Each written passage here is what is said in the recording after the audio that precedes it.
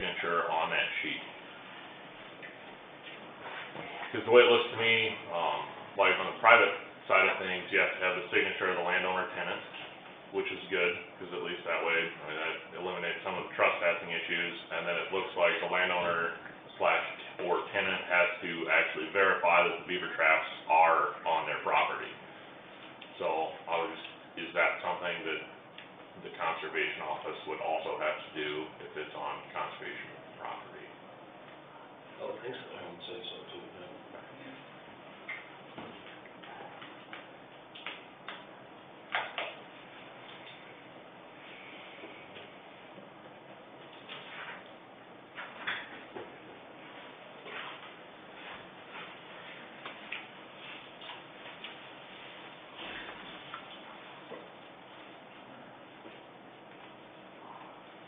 No, I think it looks good. I think that's good too. Any other questions? That's pretty much it. I guess we'll have to come up with a map for the drainage districts areas. As it is. Something like that. Yeah, something like that.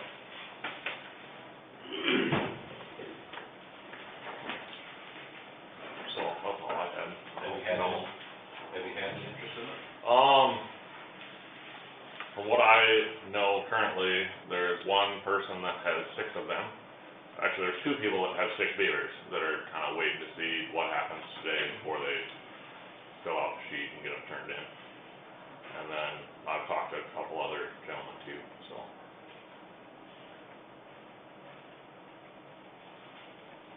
Which if you guys want to wait for the whole, like, switching the conservation, our auditor's office to the conservation office for a week, we can do that. Or we could just take care of it. Being they're the ones that sign our paycheck list. And make them mad, you know? And they want that job pretty bad. Yeah.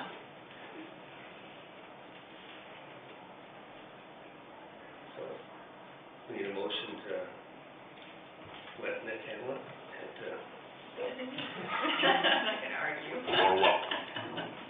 in 2 weeks, I'll make a motion. Come in with this.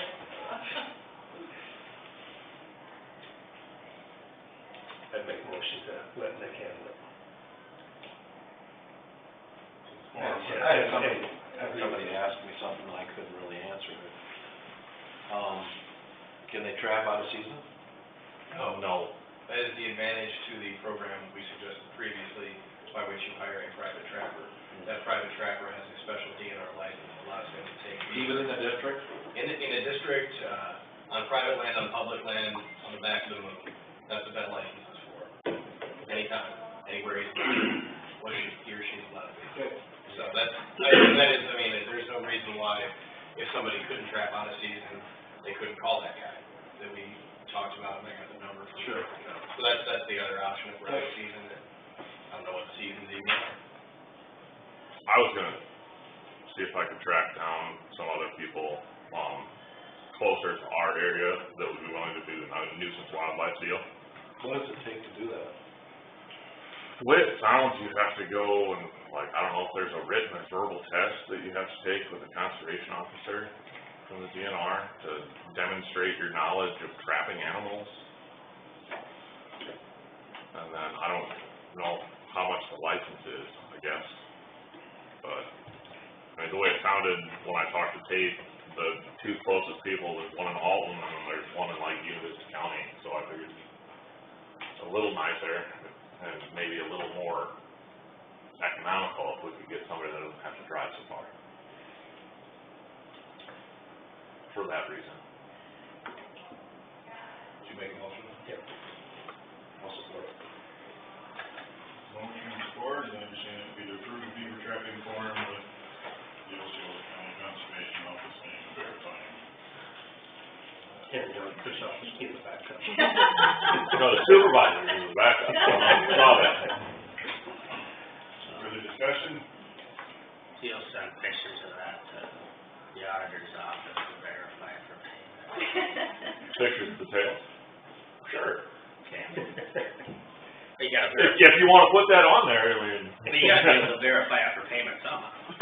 So, well, we were gonna require them to bring their tails to us, Yeah, they just send the. and then we'll take them and destroy them somehow, so we don't have people start dumpster diving beaver tails out there. If you want, I can get you a form the sheriff's office uses where they verify, they go out there, the two of them go out there together when they destroy drugs. You can go that same one if you want. I don't know if it needs to be quite like that. Nobody's benefiting, nobody's taking any beaver tail. I don't know if we gotta do that, but. There's a processor shredder.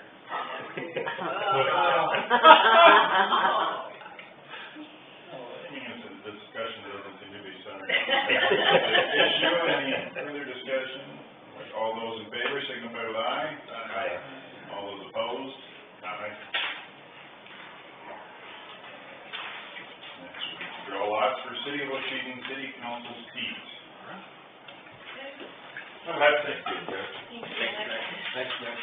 How you do this, it's for Michael Connor or Mark Sterler, so the one that has the next, vote getter. Take this photo. Opposed, say so. It doesn't matter who does it.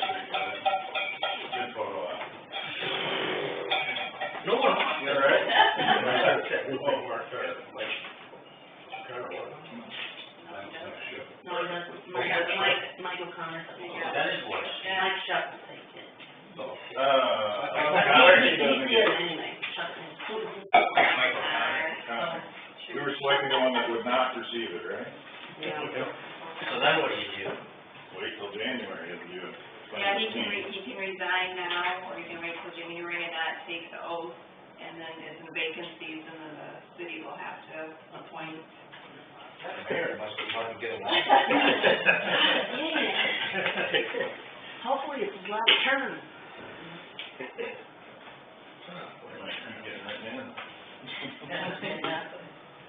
He promised me he was gonna be done when the zoning process was done.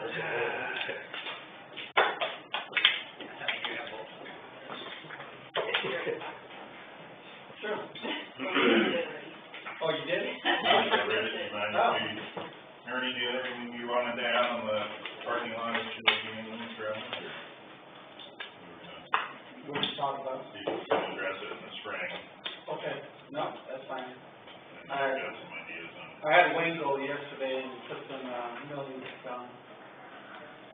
We still haven't soft spots, so I might have to go back and put some more down today before it gets too muddy. So, okay. Sure, ask if there's any, possibility of tiling to some extent, or would there be? I think moisture's the issue. Moisture is the issue right now.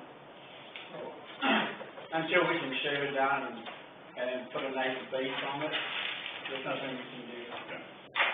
It's gonna require some work, and we can address that next spring. Okay, go ahead. Next, we look at resolution number 16, operating transfers. And what that is the CFE interest that we paid out of general basic fund, we should have transferred into the CFE P&I fund and paid that interest out of that. So we have to transfer it into that fund and then do a warrant from that fund to back to general basic to pay for it.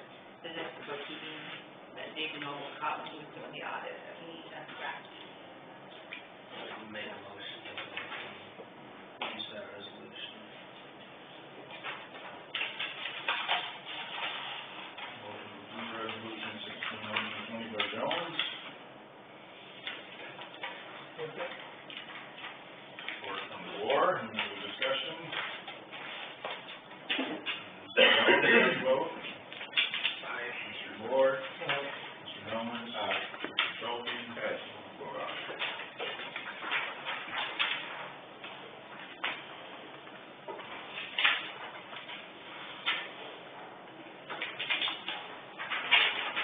SIP reports, approved SAFE reports. These are our annual quick reports that we have to do. This year we had a certified Dan Lodeman, the first one, or the first time it'd be on the record, for $17,000. And then the CFE mill one, we had to certify for $5,844,047, that's at 2.8. That's the interest, that's the CFE, rebate, if there is any, so that total comes to $5 million.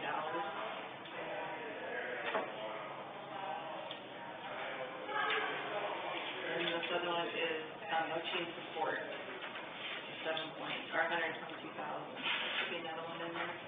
Yeah, oh, and then then the other Tyler Avenue project, the amended ethanol tip, that's $816,333, that's, $750,000 for interest. This year is reflecting in September of 20 and March of 21.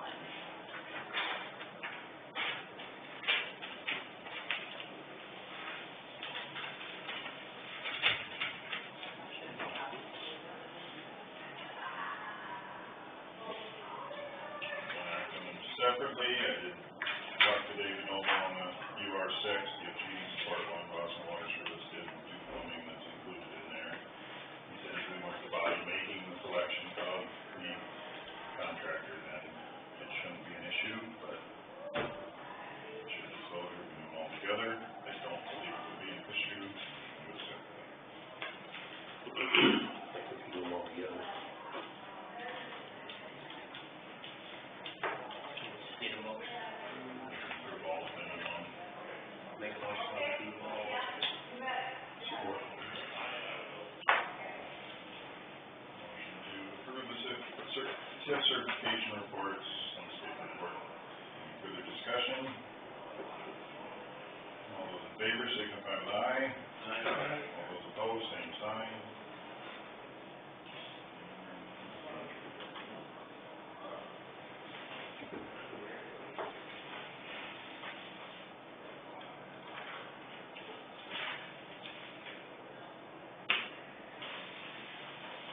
Discuss Enterprise Park, ASTS Cropland termination. You want to go for it, or you might hurt? Well, I went out to the ASCS office and basically, did they talk to you anymore, Michelle? Yeah, I talked to Julie this morning, they just need determination as to how many acres being actually will mow. They didn't need the acres. Yeah. When I was out there, they didn't know it either, they just needed who was the operator.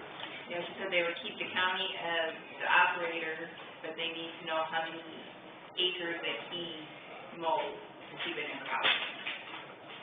And I think that's less than 10 acres, less than 10, because the roads out there too. I was gonna say 8, it's sticks in my head for some odd reason. I had the map the other day and I forgot it in my pickup, so I'm not sure.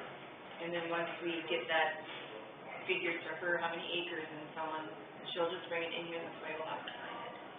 That determination. Economic development, how many acres? She couldn't really, I was gonna ask Sharon to see, She really couldn't come believe it, because I No. asked her to.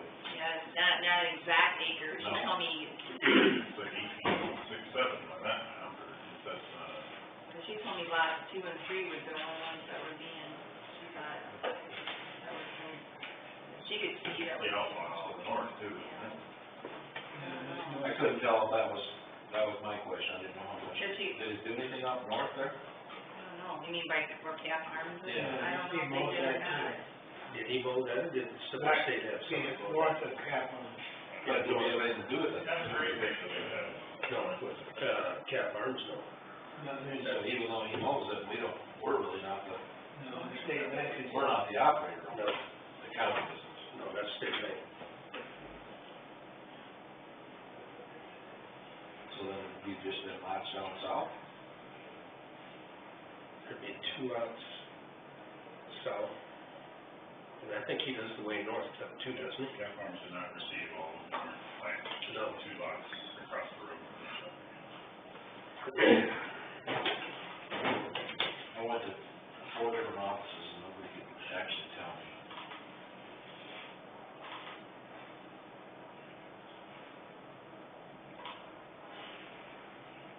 And she said if it's still being mowed, you can still consider it Cropland, cropland, yep. correct? Yep.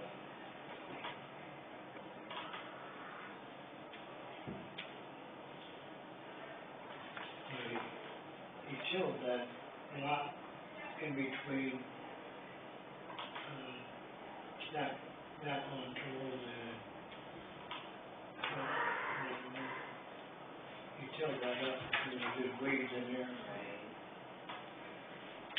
28.38.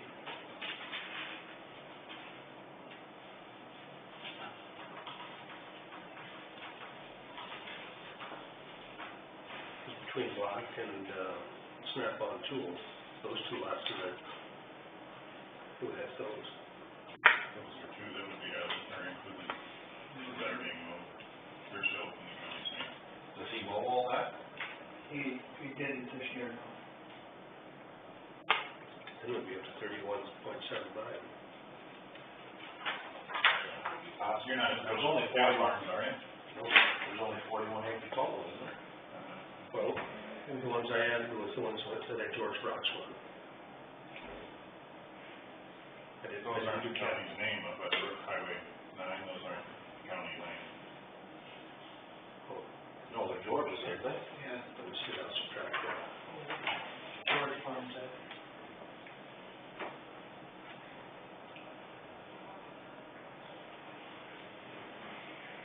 But Sharon didn't have the road out, so. And I don't know if those numbers include the right away or not. Going back down to 18.67. We take those two properties out.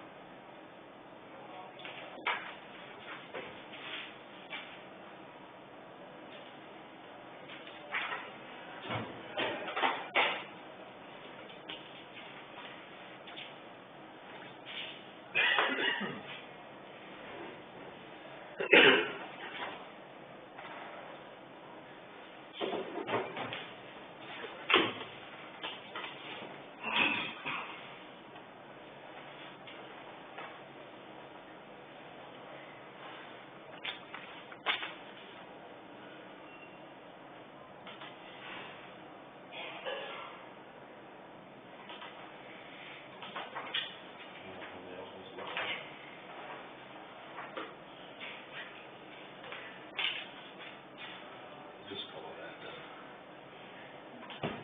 big deal. That's what I received everything for.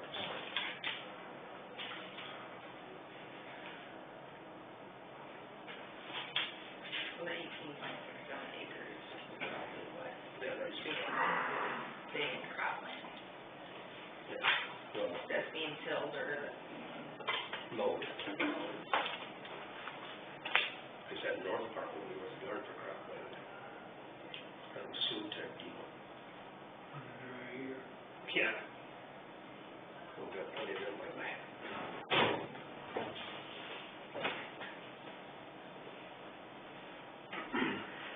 And I had asked, well, I didn't ask Nolan, I had asked Nolan about, he wasn't there, but I asked Mitzi to ask him, if we need a formal lease with Dean, if we should have. He was gonna check into that. He wasn't there that day. We do on everybody else. Yeah. Probably wouldn't hurt, just to protect ourselves.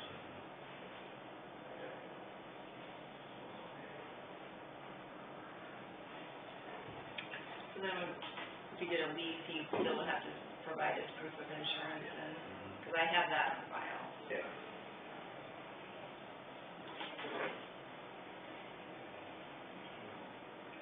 Identify 18.67 acres as the remaining acres. Same. That would be sufficient for the ASCS company. I think so. Who wants to start second? Well, she said it'll take them a little bit to do the paperwork, so she'll bring the forms to us and then somebody has to sign it and then.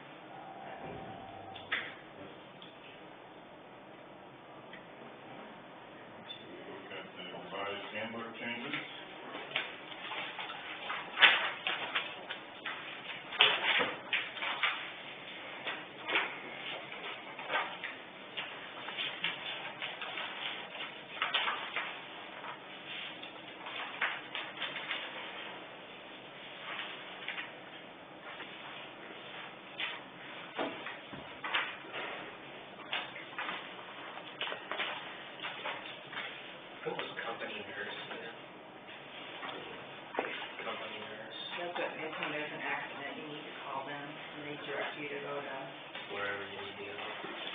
fill in or what you need to do. Came about when we switched to ISAC or IWCA.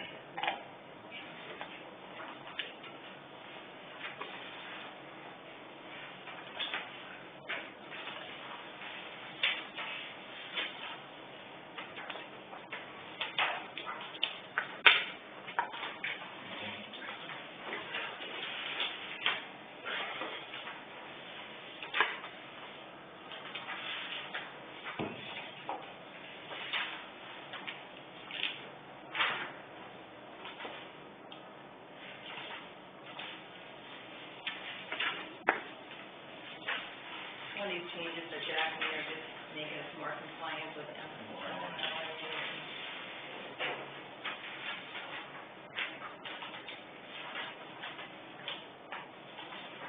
will be effective January 1, next one in. You're in line with what we talked about, support them, we would make note of his notation on the top of page 23, as discussed earlier. I prefer that these are changes made going forward, that current recipients of benefits are grandfathered in, so that it won't be applied going forward. He recommends that be cited as part of the motion to approve the changes. I think you told me that we'll put this in everybody's paycheck in December, and they all have to sign off. They'll have a form attached to this, and then everybody has to sign off on every time the forms are in our office. And that's just one, right? Just one employee that affects, or two.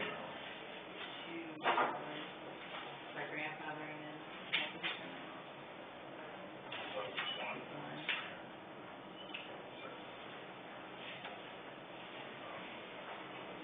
We need to send this to the other boards, Conservation Board, Veterans Board, get their reapproval.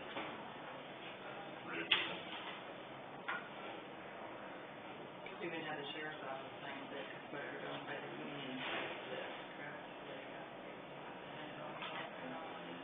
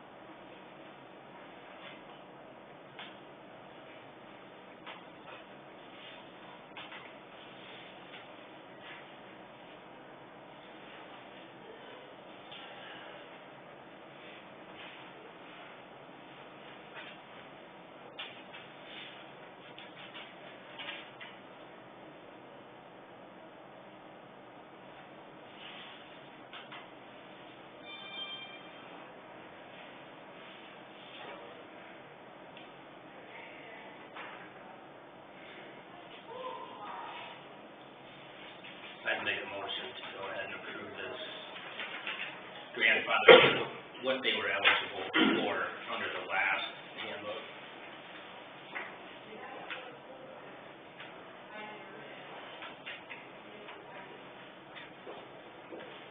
And that only affects one employee now.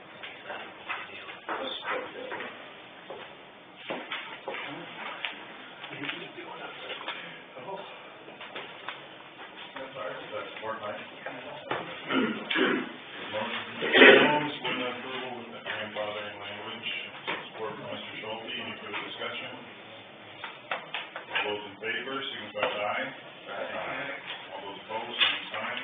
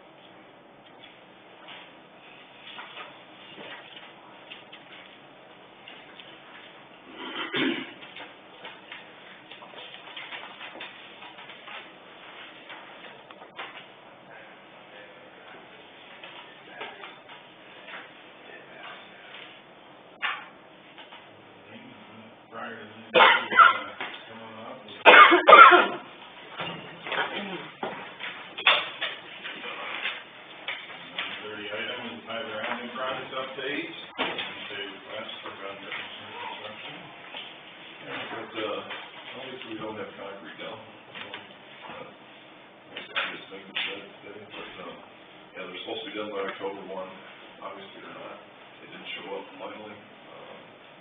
Exact date was just, the exact date was just before, week and a half before October, the deadline. They do have a granular subbase, down, and that's where you need to ask for the special backfill. Recycled asphalt product.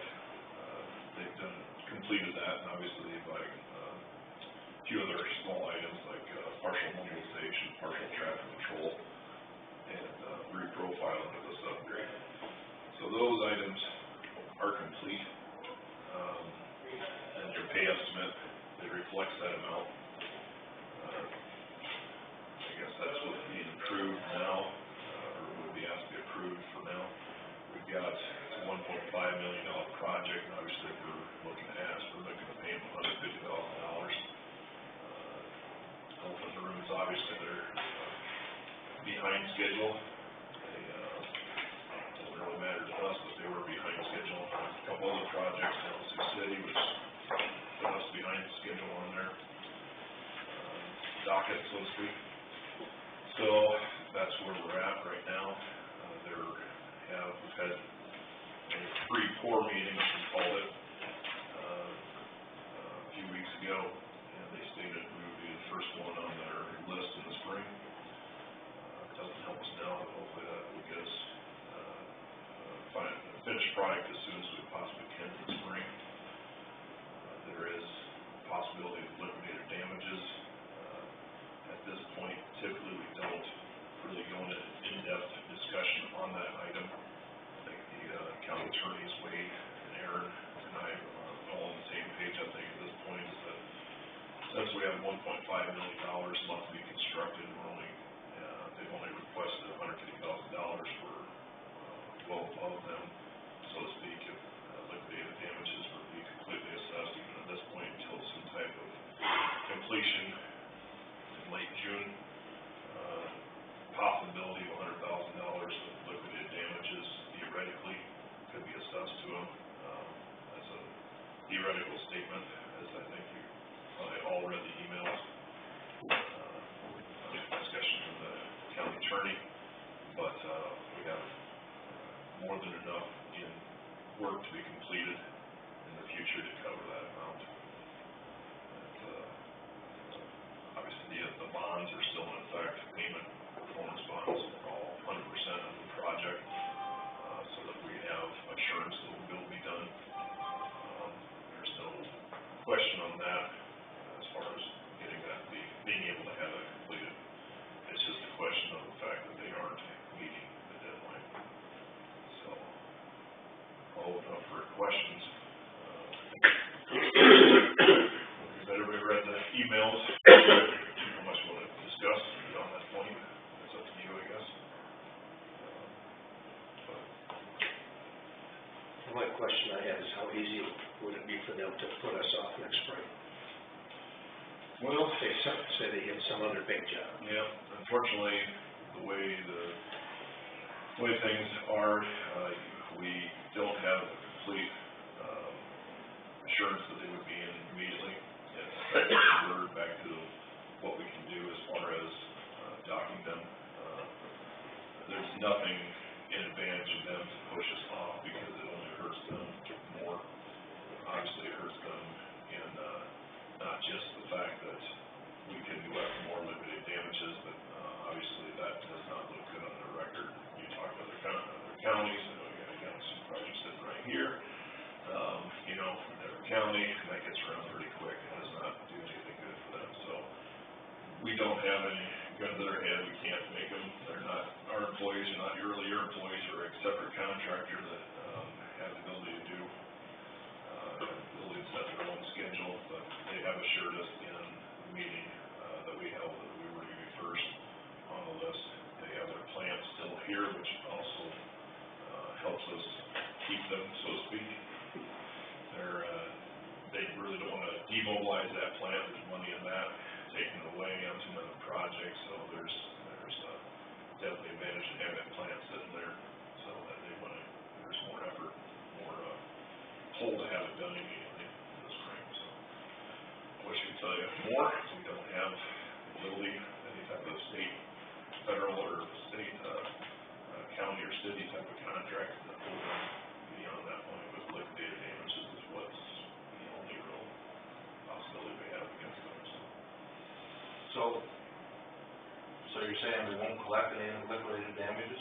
We don't do it now. What we do is, we know there's a certain amount out there, to be determined. I think you read emails from the attorney. The exact amount is what has to be figured out. He went through that process pretty succinctly, and I agree.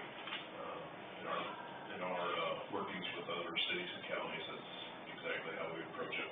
But we don't approach it until that point. Obviously, there can be, as he described, perhaps an addendum to the contract, or even clarification letters from myself or the attorney stating that responsibility or that we're looking at that. But it's probably not in your best interest right now, just, I would say, so to speak, stir that pot.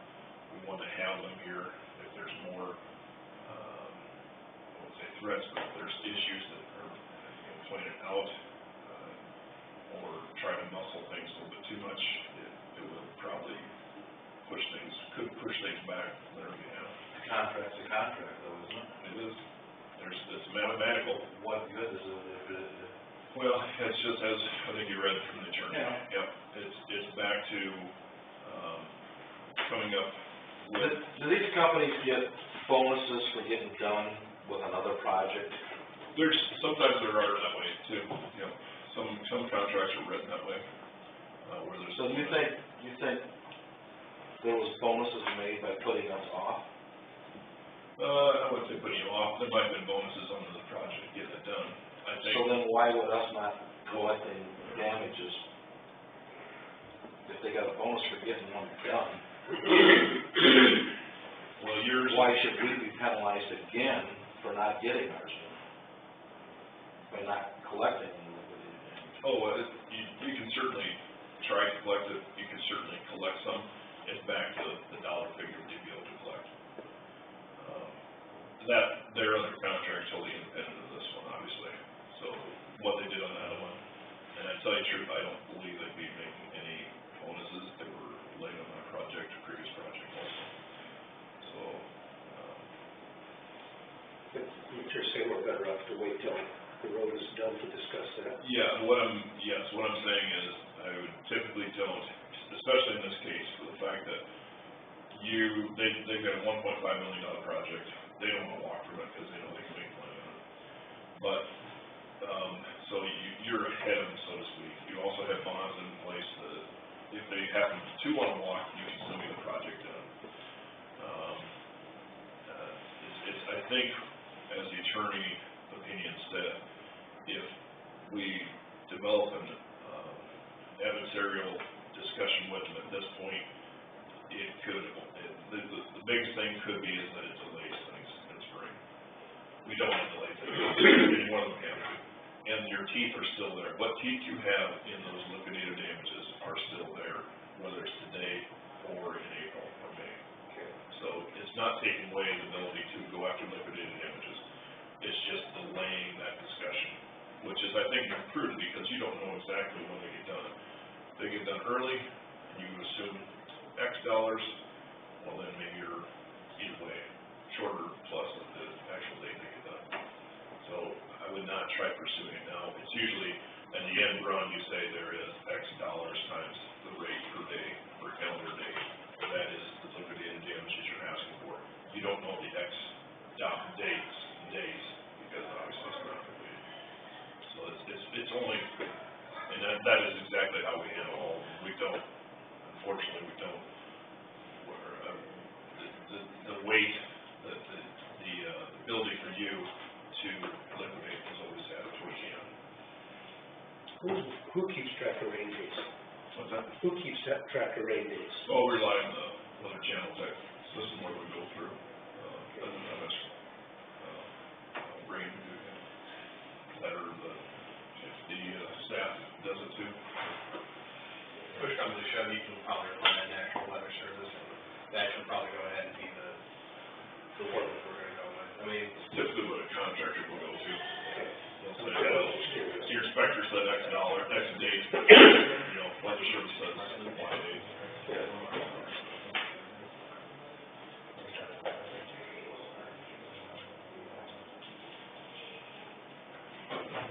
Yeah, actually, what's your supervisor here from Fulton County, their project is the next half of yours, and theirs is gonna be delayed too, so. What's the start, I think, start date first of June. Still past year.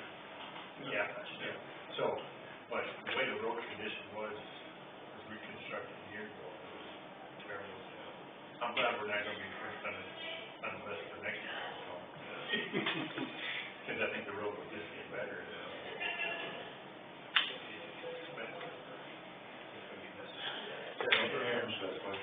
Jim, one of the biggest benefits that this project offers though to the contractor is it is actually ready to pave. Like there's not many projects out there, they have to do grading and do these things. That takes time and it takes more days in the spring to get things fixed that can do it. Ours is ready to go like as early as any project could possibly ever go. And so it actually gives them an opportunity to do this before they can do any other project. But that's the biggest thing that, about this project too, that can actually even give you a little bit of consolation that they're gonna more than likely make this their first order. I mean, even if, like, it actually, there's an incentive for them to do so, you know. It's based on just normal, the way, how much of a bow tie and a package this project is to start paving, as early as possible, you could possibly pave. You know, if we grade their material down like it is, they can get in there a lot earlier than it would be in kind of a. Some things that. Street paving. I just wish there was some guarantee that I was saying that we were gonna be first. Yeah, I know. Really, all we have is a verbal. So, again, I'm from that opinion, if there's any kind of supplemental agreement that the board is interested in pursuing, if there's any kind of supplemental understanding that we want to reduce to writing, I'm willing to have that conversation.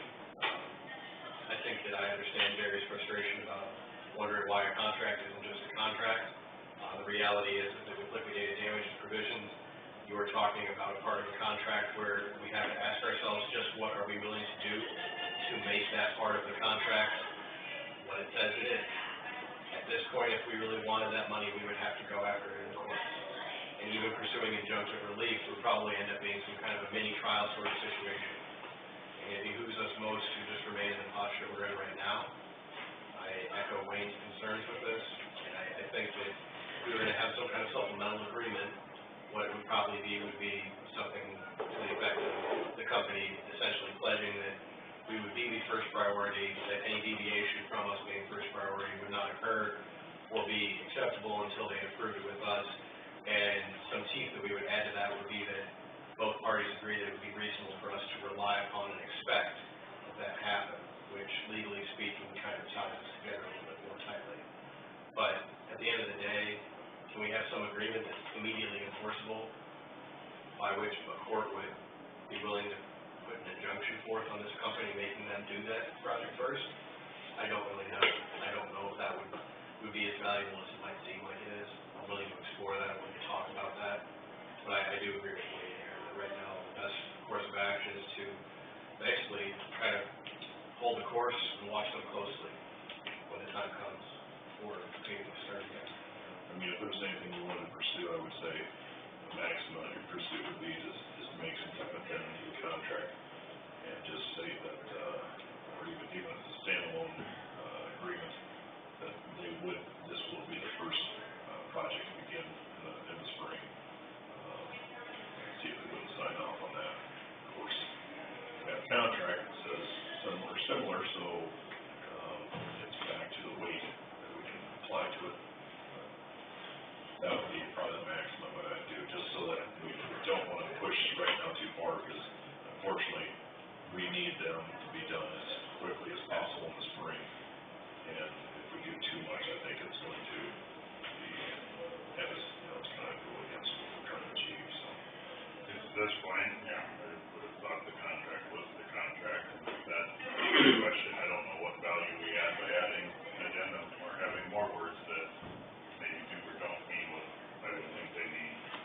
The only thing would Time be, for our attorney and that I don't know accomplishes much, I guess. I guess it'd just be perhaps just the fact that you are, again, voice your opinion that, it was talked about, that it was agreed at the pre-form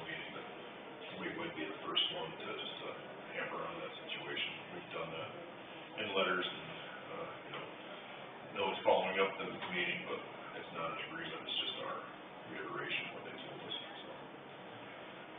There might be some value to that, but again, attorney would know better if that actually helps you at the end. Just so there's no surprises too, they are actually winterizing their plant and actually gonna go do repairs on it, so it isn't necessarily now gonna be completely set up and ready to go, they're gonna have to set it up. But it's not uncommon to do that in the winter too, when they don't have any work to actually do repairs on their plant to get it ready to go for next season. The work with them after last meeting was working with the county, crew on making sure we had a better edge condition off of 822 and Highway 9, so we didn't have a liability issue right next to that, because there's more vertical drop in there. And we also did pursue, to see if we couldn't get some of the smaller paving done, like on the turn lanes, but we know it's supposed to happen this afternoon, so they did not pursue that, so. Is there any way we can figure out, any way to put a figure on the extra truck traffic on Main Street of Waukegan for a year? There are some, there is a way you can weigh that against, you can go through and do a lifespan, or you can look at the loading you have and predict the reduction in life of a pavement, yes. In terms of, kind of thinking this out, I think that's a productive question to ask, Gary, because, I'll leave the technical aspects of determining what that extra load would be and what the monetary cost of that would be to Wayne and Aaron. But as you guys probably saw in my email, reality liquidated damages is, they say what they say they are. And they say that the person who breaches owes that amount, but in all reality of what it will take to get that money, to get a court to say you must pay that money, we would have to demonstrate, using calculations and justifiable figures, that figure as being roughly equivalent to what our actual damages are. And what you're talking about, that increased traffic, to me, when I think about what our actual damages would be in terms of damages that the court of law would be willing to sustain, that's probably one of the core items. So I think there is some value in that, because we want to get our ducks in a row, and we actually want to get to a place where we're going to enforce that portion of the contract, where we're going to request that that portion of the contract be honored very directly. We would want to have a substantial and justifiable, or a figure that is substantially justifiable more properly in terms of how much more traffic we're putting on that road. Yeah. So I think that's a good thing to think about. That is something that you may want to look at, just so you have that ammunition available, because if we're looking at a substantial amount from here until completion, it's not, a lot of times we get lucky in the completion date for a project is, the liquidated damage is maybe $5,000 to $10,000. That's something that usually we know that most contractors will say at a certain point, they will say it's worth it just to pay that bill, because of truly the attorney fees and the amount of time they wrap up trying to defend themselves. Whether it's $5,000 or whether it's $7,000, we know that there's a little give, that they're willing to give that amount because of that. We're talking about much more substantial amount than that. So I think being prepared and having your attorney have that information in front of them might be worth it, so. The RISE grant aspect of this, are there portions of this pay request that would be eligible for that? Is it worth piecemealing, receiving the grant we received or approved for, or is it once completed or once the fully, usually it's granted amount is reached, then apply for that? I know the auditor's office is right familiar and like guidance on how. Right, I can take a look at it, usually it's at the end, but we can certainly ask and see if there's a percentage. Usually what they do is they go through their audit, so to speak, of the project, and then they approve that towards the end. Because they want to see the finished product and then pay for the finished product, so. I think you can apply for it, because I think it's basically, once you pay them, you can submit your receipts and then an application to receive that reimbursement for the portion that. Standard practice, cleaner and easier just to have it it's usually that's how they So like to something put it. said about that, Either, there is. they can, but we can certainly ask, so, you know, work with our auditor's office, should be more familiarity with that aspect then. Thank you. Any further on the project or update, guys? Do we need to give specific approval to the request, or is it in the claims? I don't know, that's a great question. I mean, I guess since it's on the agenda item, it probably would be good to do that now. It is really a claim like anything else, but it is a formal agenda item, so. And I would, you know, recommend that we make payment for that, you know, for that thing. Just continue on and document things. It's a separate tracking option, or interaction and process. See when it actually completes this project, and then make decisions at that point, but be thinking about it during the interim, and, when, you know, documenting things. But actually, I've been asked several times from some of the Waukegan people, we don't want people on that road. I assume not, but they wondered if we could use the road. Yeah, I think it just creates a problem that you would allow them on, and then sometimes spring shut them off, so they're getting used to the traffic. They're used to using it, now they can't. That's one item. The other item is any type of driving on it, it's gonna be, meaning we have to maintain it in the spring again. That's what I figured. Yeah. I've been asked several times. Yeah, and if you drive on, as you know, you drive on a gravel road during the wrong time of year, especially early spring, this creates more of an issue for the subgrade, so. Discussion or recommendation I heard from our engineer's office, or Mike O'Connor, was that no south traffic, south of Deepfield is the local traffic, but sounds like they wanted to limit that to access from the north only. that was originally, it sounds like they're actually putting in closures, but they're still allowing something to get in. But on the north mile, it's gonna be completely closed off, the same intent, like completely closed off.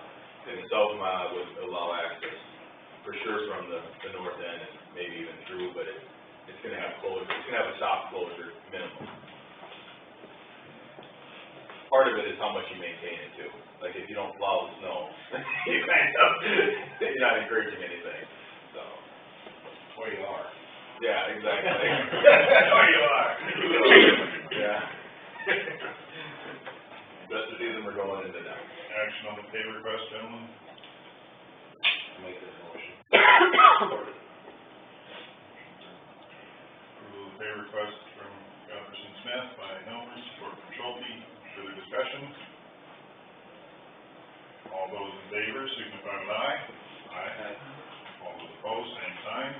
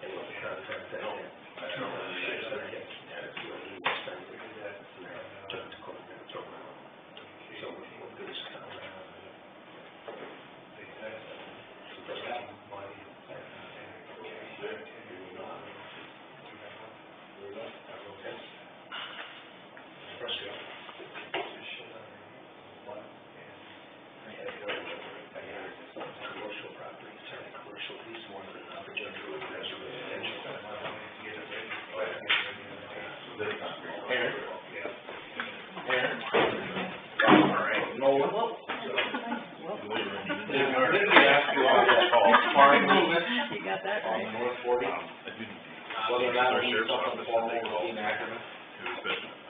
Nah, They call recently, for- somebody had mentioned that to me quite a while ago, but it's been. Well, last time, a week or so ago, I was up talking to Mitzi. No, Significant concern. so, is this the one where he's Operating home Just scratch out at line. the economic opportunity park, and he's been mowing the yard or whatever? He's been failing, paying. Somebody, I did something with that this spring, so I could go look and see what I have on my computer for that. Is there something new and different about that now? Well, we got some questions from the ASDS office, and we just wondered if we needed to have a formal, if we should have a formal lease. Again, if we do that with everybody else that farms our land, we should have a formal lease. So it's the arrangement that he has, is that he's permitted to mow that land Mow and it. bale the hay. And, yeah, we had some kind of agreement previously about it, so I don't know, there's no lease. No, I know there's not a lease, There's just no- wondering if we needed one. I don't know that you need to have a lease for that purpose. I'll look at what the agreement was, if there was something where he didn't claim liability. Yeah, you can put that in liability. Yeah. And so, I mean, I don't know what Farm Credit Trust wants. Are they somebody that's loaning us money or loaning him money, or what's the? No, it just has to do with the farm program and getting, I don't know what I'll call it, have it on the books. Yeah, I mean, I can look at it again, We were wondering, but I guess maybe there's something I don't have the whole story about it, but it seems like it wouldn't be necessary. I could think about it.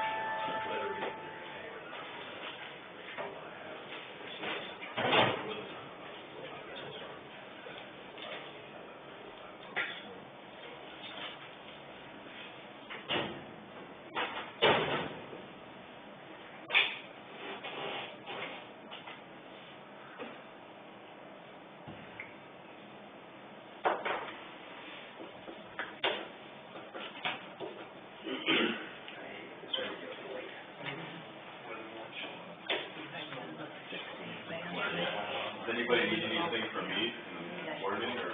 You're good to go. I was supposed to, we had a family member just passed away, so Oh, we okay. had to cancel, so I'm sorry. Sorry to hear that. So we'll have to reschedule it, I don't know when, but maybe it'll be over Christmas, maybe, I don't know. We have to figure it out, but they were nice, the airline actually gave us most of our money back in a rebate, so that was nice of them.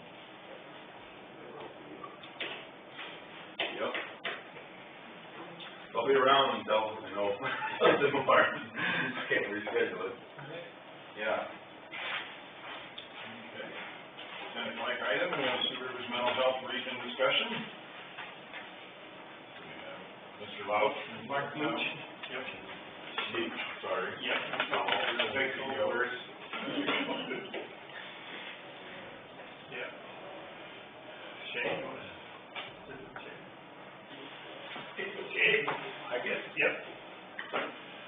Shane, I've been asked to come here this morning, answer questions or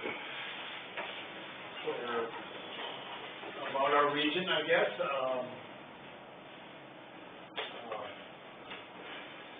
There's been interest, I guess, as of this afternoon, we may be a 5-county region. We have to go through the motions that we had a meeting this afternoon. We got good staff, lots of longevity on our staff working. We address problems from the bottom up, what we can. You know, like Lyon County, they had, the county attorney had problems and issues and stuff, and tried to address some issues. And visiting with the Dickinson County Sheriff, found like he had issues, how things were progressing and that, and I guess, I don't know what you really want from us today, but I will answer questions, or Shane and I will answer questions. What's the need and desire, I guess, 14 months ago, about when Sioux Rivers was just down to Sioux and Plymouth County, I addressed the, Northwest Iowa Care Connection about looking for somebody to survive, so the region could survive. I think it's important to keep our regions all, to give opportunity and whatnot. I hate to lose, we didn't want to disappear, and I think more regions is better and closer to taking care of your people if they don't get too big. But at the same time, I want to be involved as a county on a 10 or 12 county region either. So we're thinking 5 or 6 counties is a nice number of counties to get along and work, and as long as we're all compatible. So I guess I'm open for questions, or How did you help the county attorney and the sheriffs? What did you guys do for them? I'll be honest, our county sheriff, I've had that conversation with him, he's had some issues too. How can you improve that? Just communicating, just listening, trying to address the issues that they're having and doing the best that we can in that regard. I think that's really What were the issues, I guess? I need to know what the issues were that were remedied.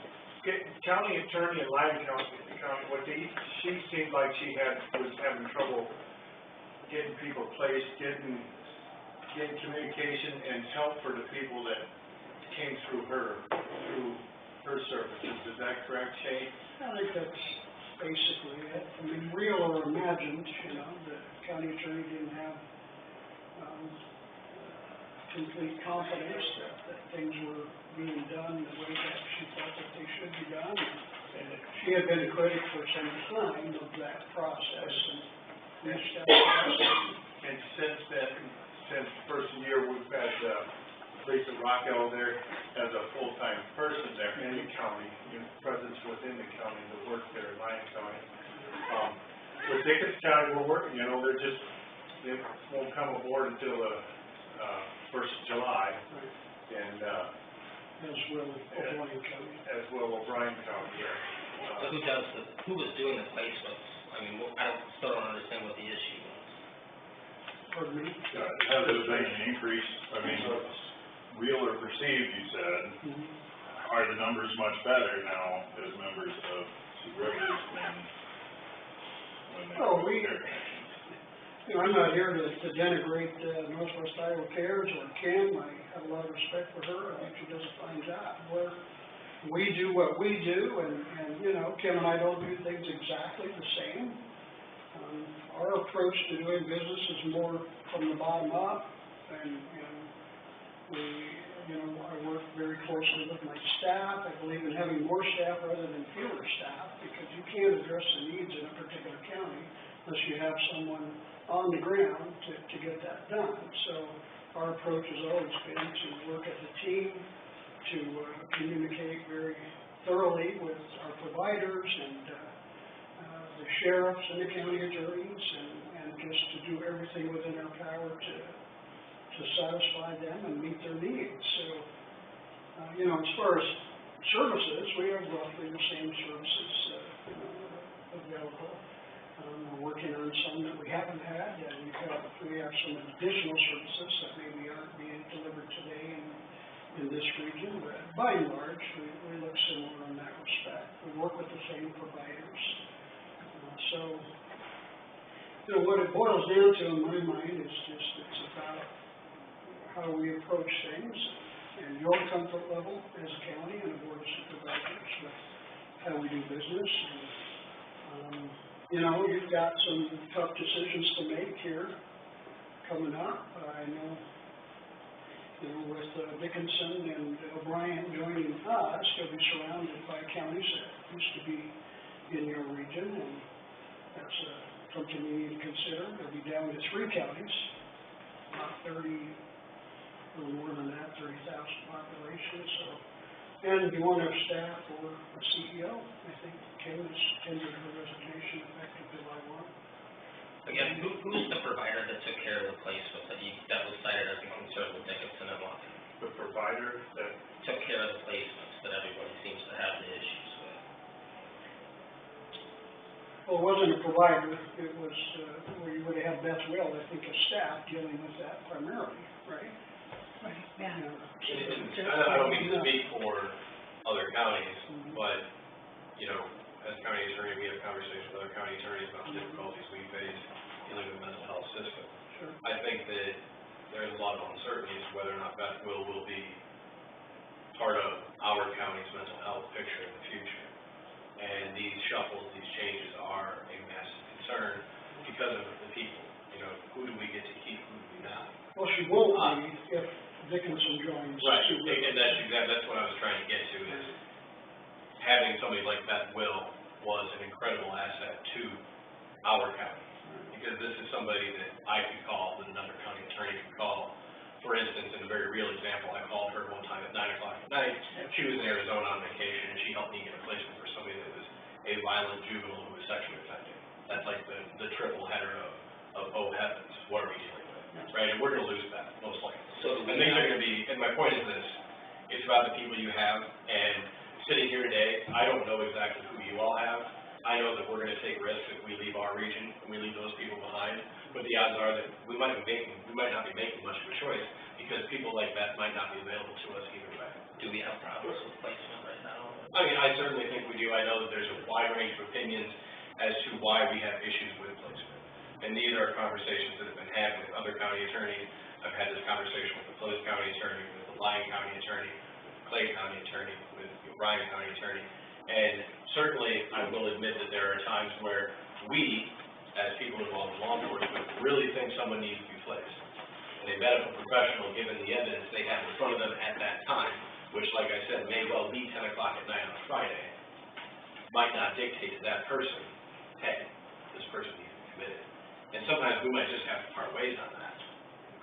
But at the same time, I'm interested in hearing both the approach, as you guys described it, bottom up, in dealing with these issues, as well as how your providers might be qualitatively different from the providers that we go with. Because I don't know if you have the exact same access to the exact same providers that we do or not. I heard you mention that you work with the same providers, but I don't know if it's the precise same network. And those are differences that matter. We're talking about apples to apples, but they're different varieties of apples.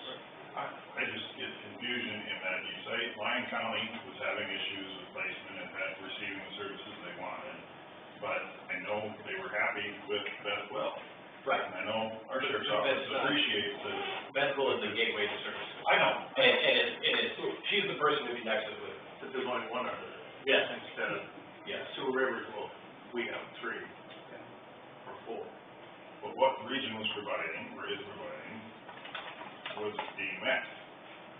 Whether the services that are needed are being received is a separate issue. Right. And needs to be addressed, I'm not shying away from it. Right. But it seems that we're saying the region's not doing its job well enough, but we really like what Beth Will was doing, and she was doing her job well. It seems like there was both sides of the coin are being said about the same situation. It's not the same thing though, just with respect, the reality is that she's the person, or she works with the people who connect people to services. Maybe the services aren't what we think they are, maybe we don't all have 100% perfect understanding of what they are, but it's entirely possible that you can have someone who is stepping over themselves, who is working very hard to connect people with the services. I mean, just to use another analogy, juvenile court, upstairs all the time, we've got lots of great social workers, the kinds of people you can call at all hours of the evening to do ungodly things. But guess what? The system's messed up, it's underfunded, it's not given discretion to the right people, people aren't paying attention to it the right way. And there's tons of great people who work in it. And that is the structural reality of what we got going on. And it's not, this isn't directed necessarily even at UCAM or our region as it is right now.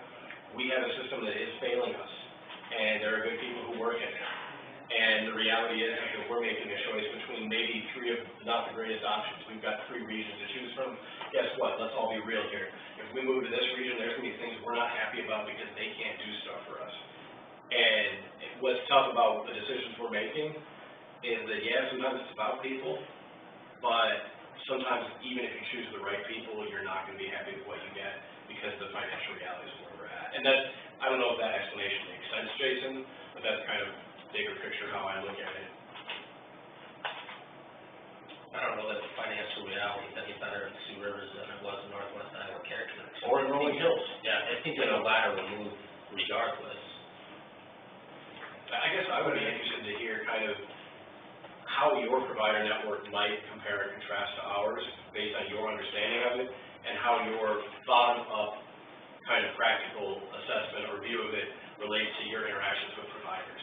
By and large, we use all the same providers. I can't, maybe there's a couple in the Far East in Palo Alto that we don't use, maybe Catherine's or, I can't think of. Kathleen's and Mesa City has a hospital. So the networks are everywhere, and they all are utilized by all of our patients, regardless of where you're from. Pride Group, they're located in Lamars and Prungar, Hope Haven. Right. They're located here and throughout those regions. Northwest Iowa Care Connection is contracted with us for the crisis center, but we've been diligently working on getting transportation to utilize that facility in Sioux City more easier, and that's been an issue to get people from other regions to get to there and stuff. And when we first set that up, it was a perfect place. It was right down the highway for Sioux and Clinton County, and 90% of it was getting used by Woodbury County, so it was a perfect place to put it. But, today maybe we would have done something different. Today we would have maybe contract with somebody else as little as our region used it. But we do have the facility, and it works good, and hopefully it's going to expand it to cover other needs too, so, yeah. Some similar providers. We've got a couple of additional mental health centers that we work with. They primarily work with seasons, not so we don't work with others. What are the other centers you work with? The Plains area and Creative Living Center. Okay. But it may or may not have a presence here, I guess, I don't know for sure. We can utilize them for a variety of stuff. I know that Plains Area Mental Health is someone that I believe also offers substance abuse therapy, and so we've had, at least in the criminal side of things, I've had some folks that have been involved with both of those. And can't make me say rehab, but I'm generally pretty happy with what they've done, the substance abuse and mental health side. They're really good. Yeah. We've got a long relationship. Yeah, a week ago, yesterday, I was at a staff meeting with Shane and then the rest of the employees. I've been a couple or whatever. I've been impressed. They got certain clients and people that just, they've run out of time where they're at, but they needed a little bit more to get over the hump, so to keep them out of trouble or whatever. They all put their heads together and try to figure out how they can give that person just a little bit more to, where they can come from and how, I don't know, you got probably 45 minutes of different we try to be, we address client issues every staff meeting. We meet a couple times a month, and we try to be creative about how we meet needs. We don't, we go outside the lines once in a while if we need to meet those needs. we do a pretty good job of that, but, you know, I've got great staff, I've been blessed in that regard, so. So what were the issues with the other counties that left your region? You kind of went over why the ones that left ours It's Woodbury County, and Cherokee. what Cherokee was, they Cherokee, won't say it today, but originally they left because Woodbury County they left before we even started, before I was even involved. yeah, And that we're was, happy with Woodbury. basically, they didn't wanna work with Woodbury County, they were afraid of it. And Woodbury County didn't agree with myself in the process of doing, we had scheduled to reevaluate all our programs or whatever. Jeremy Taylor did not he wanted to bypass all that and just do his own thing. Well, there was a changing of the guard, as you Yeah, it was, were yeah. aware. The original board members that formed the region with us, Yeah, they were very. they had a whole different view on services and things, and the new guys that came on board were very conservative, and, you know, their approach was incredibly different, and so they. And part of it was what we did in schools, which wasn't mandated yet. They didn't want to spend the money. One of the board members ran. Sorry to interrupt you, were those mental health screening in schools? Or What's that? were the things you were doing in schools, were those mental health screenings in schools for children, basically? Yeah, Okay. we have mental health professionals in all of our schools. It's something we believe in, and we prioritize that. It's not a mandated or a core service at this point. May well be someday, but it isn't today. Thinking, you know, if you can cut it off earlier, it helps down the road, you know, before they come to those or whatever. So I thought it was good money spent, but. And actually, Jeremy Taylor ran on, his platform was essentially to eliminate the Sanford Center as a provider in the schools. That was the provider, And the rest of the board didn't agree with him, and so he was able to convince That was the the big- Woodbury County Board to leave, so. Yeah, I don't know, they were getting 75% of the money went to Woodbury County, and they kicking in about 60 or 62%. I don't know why, you know why, for the taxpayer, right, I think they had a pretty. It was complicated, like all things, so complicated, you know, in politics, as you folks So that know. issue, I guess that's a service that I admire, and I don't blame you for doing, and I agree with your philosophy. Yep. But yet And the region we're in, yeah, we're looking at the financial stability of our region and its members, and the core services that the state requires, so our region has not moved into that because of the financial implication and the inability to then address the core issue. That was one of the things that were Yeah. started before Yeah. region, and that they committed to keep doing, yes, yeah. But I think you can also say that we have those services available in school counseling through other forms. There's other grants that are available in our schools that provide that funding. It's not something that comes from the region, so there are services available. But you also know the size of your population dictates where the services get spent. So if Woodbury was the larger population out of your group, obviously that money's more than likely gonna be spent there. And that's where the need was. Yeah. So I guess I don't understand the issue. If that's where the need was, why was it a concern that much money was being spent there? There wasn't a concern to us, I thought it was stupid why they would leave, you know, doing that. Yeah, it wasn't a concern to the previous board members from Woodbury. It only became an issue when they elected Yeah, but the the new guys. Yeah, Sanford, it basically was the Sanford Center.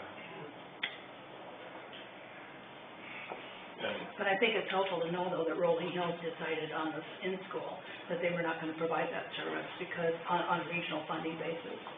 When they took over Woodbury County, because of the lack of core service, the financial implications were such that it made it very difficult for them to maintain.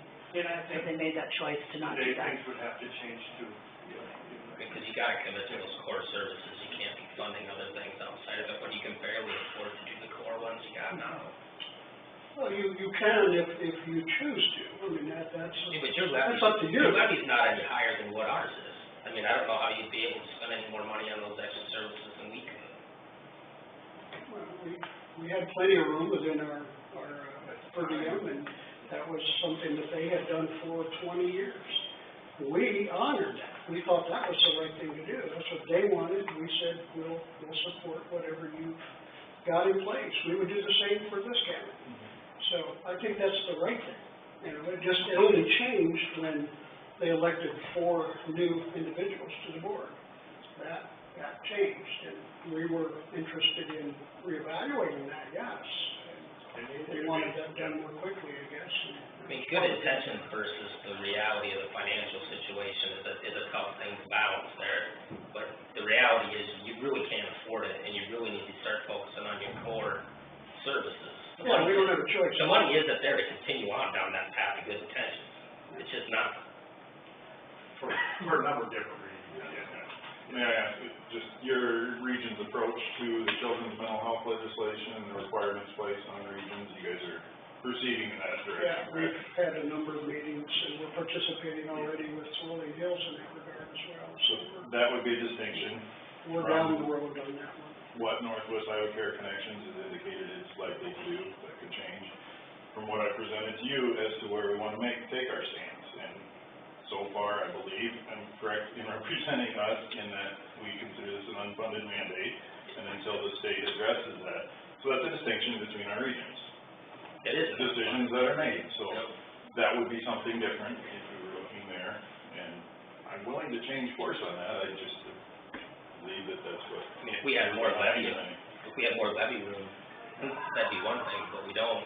We can't even cover the core services we have now. We're in that same boat, of course, but we've chosen to do the work. We're not spending any money, obviously, and we're not committing any money until we're certain that we'll have the funding. But you gotta do the work. You can't just sit on it until one day the legislature acts and you have some money drop in your lap, and then, oh, we better get to work. That's not gonna happen. I It's think wishful they were thinking. different. I think it will. I don't know, I haven't talked to a lot of my state reps, I just don't see that that's gonna happen. I think it will, but you might be right. If you're a better lobbyist than the Farm Bureau, by all means, have at it. Yeah, we talked about this previously. I think you're right as to what the political reality where we're at right now is, but state house terms are just 2 years, we're only one election away from changes, and who knows what could or couldn't happen. And I think that when it comes to talking about what these different regions offer, I think you're right, that the levy caps pose a constraint on everyone, and different financial realities are what they are, even if we all have one financial reality, that's a hard levy cap. But all these regions are different in their members and their approaches to things, even if y'all are using 90% of the same providers. We are, that 10% and how you utilize it can make a difference in financials. And I think it's really up to us if we're gonna consider strongly leading a region, taking a look at not only the financial health as the balance sheet reflects it of these 3 regions and where we can fit in there, but also looking at utilization numbers. Kim's done a great job providing us various numbers, looking at what these other regions have, what Rolling Hills, what Two Rivers has to offer for us, and figure out if there are actually some substantive qualitative differences that might be attractive to us. I don't know if there are or aren't because I haven't seen those numbers yet. So I think that's something to consider. You know, yeah, we're all facing some hard financial constraints that impact the ability to deliver core services, but there could be some distinctions in there that we're not really all aware of yet in terms of how those services are being provided that we should probably discuss further. Thing is as a county, you have a choice. You can stay where you are.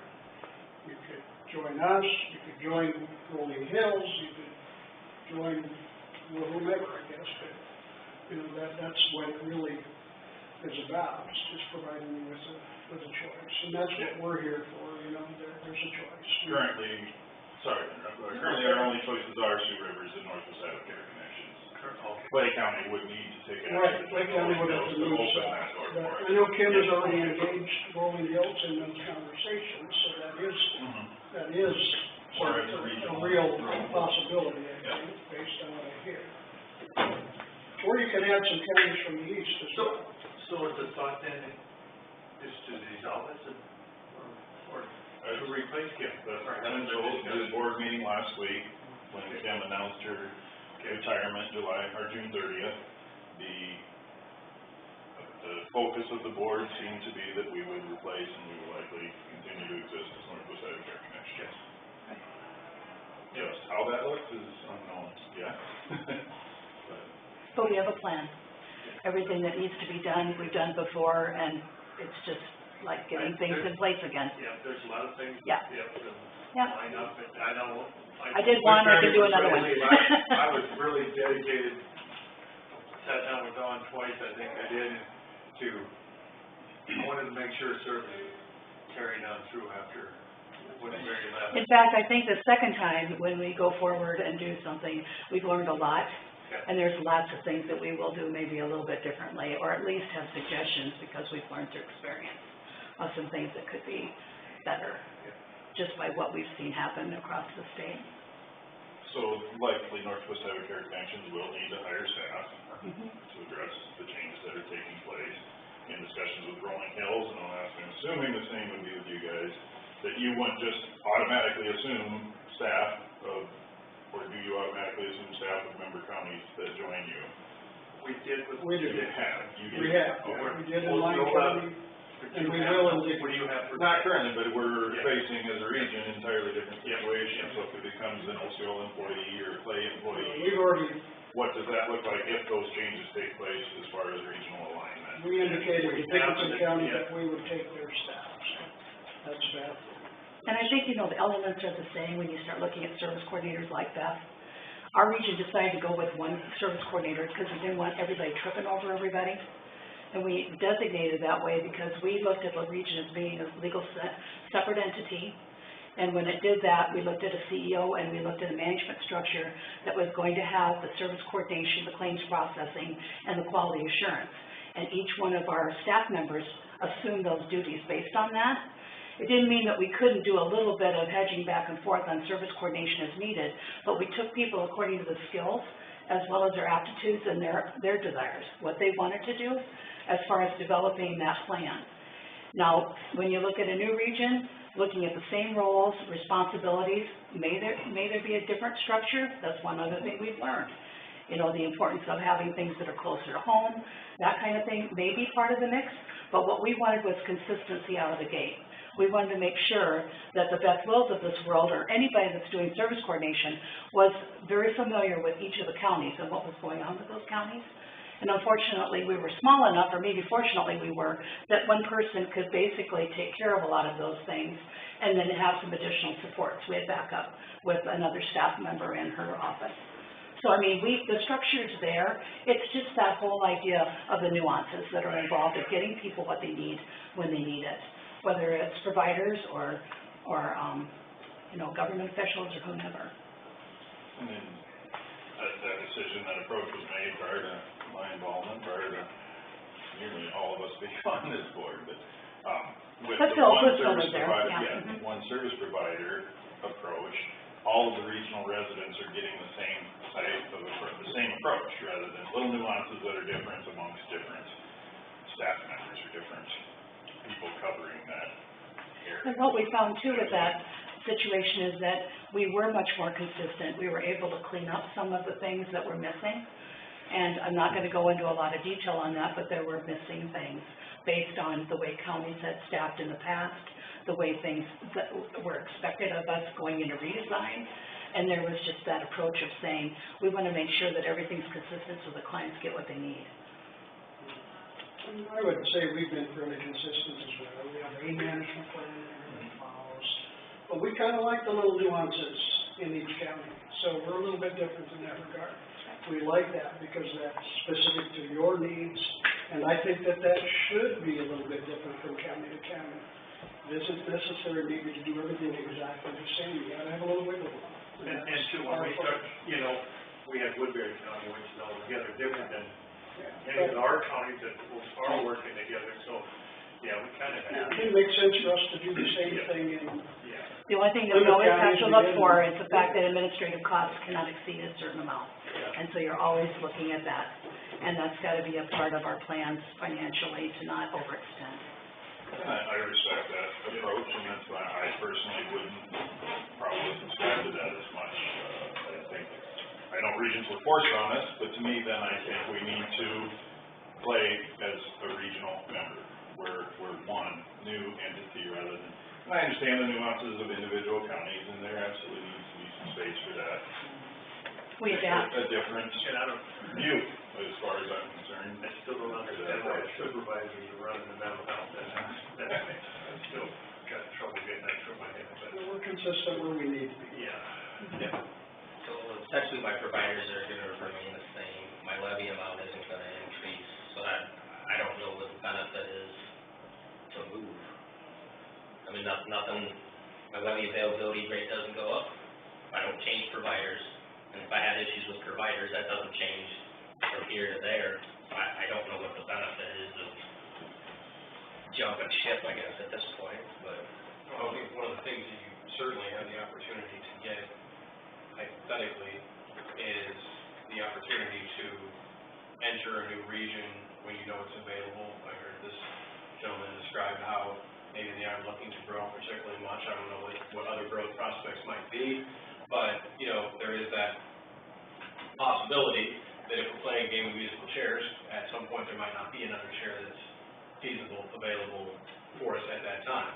Those are possibilities which may or may not exist in the future, but I just thought I'd throw that out there. And again, I'm a big supporter of the idea, whether or not it's possible for us to join Rolling Hills, we're making an apples to apples comparison, that doesn't mean the apples are the same thing. And it's about It's ultimately, what your preferences are as well, about size of region. You want to be in a 3-county region, 6-county region, 11 or 12-county region. You know, those are considerations as well, you know. I mean, you want to be in a bigger region. But at these small little regions, you don't have any leverage to really push for any changes in the mental health. Well, you have more leverage in a 6-county region than you would an 11 or 12 As county a region. county-wide, yeah, Quite honestly, yeah. but maybe more in a 3-county region. The Senate Bill 2315, though, was espousing the idea that regions need to be up to 200,000. That's the spirit in which the law was first made. And so many years ago, when we started talking about regions, we sat in Spirit Lake, all of us, in all of our three regions, and talked about what that would look like. And it would encompass our entire Sioux Rivers and Northwest Iowa Care Connections and Rolling Hills in order to get to that level. You're gonna end up there eventually. I think so too. I don't agree. We've got 14 right now, and they're just, you know, there's just some things that will change as time goes on. you said you mentioned that you don't necessarily agree. I don't agree with that. I know that originally that was what they had talked about or intended, but that's changed dramatically. It just depends what you want to fight for. Yeah. The HS director made it very clear before he left that that It does mean wasn't that's the way. the direction they were gonna go. And that was kind of, I had it for a professor in law school, and I got to have a conversation with him last year, and, I was sitting with the Lyon County attorney, we floated the idea that maybe someday soon that it would be like that, there'd only be 4, 5, 6, 7 regions in the whole state. He poo-pooed that kind of hard. I guess if that's your position, that that's not going to likely be the reality, I guess, one, I would ask why, and two, what do you think as a region you need to do to remain viable in that kind of environment if consolidation doesn't begin to really take hold? Well, I believe that because I had conversations directly with the director of DHS, and he said clearly and flatly that they had gone away from that they would not impose that on counties and regions. So that's where I get that from. Okay, I mean, I agree, and I had a similar conversation with him. Yeah. Not that it might not happen Yeah. because it's all Well, bad. you know, anything can happen. We can't sit here today, we don't have a crystal ball, and we can't speak to the future. But as far as I know, there's no impetus to move to those size of regions. Now, you want to be in a region that size, that's a whole other matter.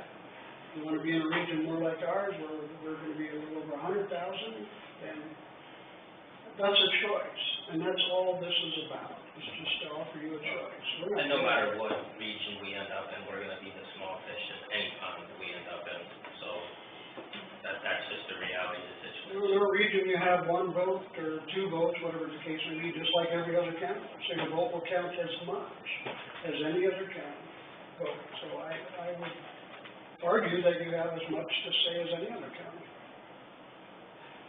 I think the state in redesign has been very prescriptive in how they wanted things to go. The redesign has had many, many nuances that have become standardized to the point where when you start looking at the development of this, I think we will remain regions at a smaller scale until that development is completed. And at that point in time, there will be a real push for efficiencies and things of that nature. Are we 5 years away?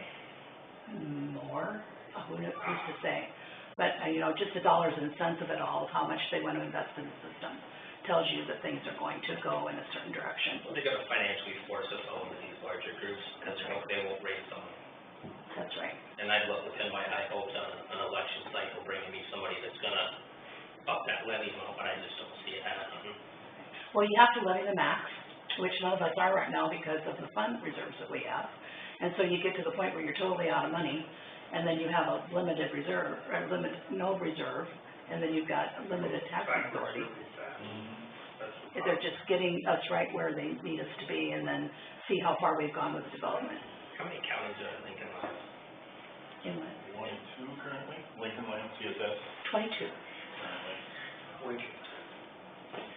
I couldn't find that on the map. Oh, it's there, you just gotta look, it's in the small print. We've got a few counties that'd like to get out, they actually asked to join this, and that's what Iowa Care. I couldn't find it on the map, Lincoln, I just thought that's what it was Lincoln Land. And then issue two, the first time I looked at it. Did you? I know, man. I didn't know it had another name. Further discussion, questions? Thanks for inviting me, I guess.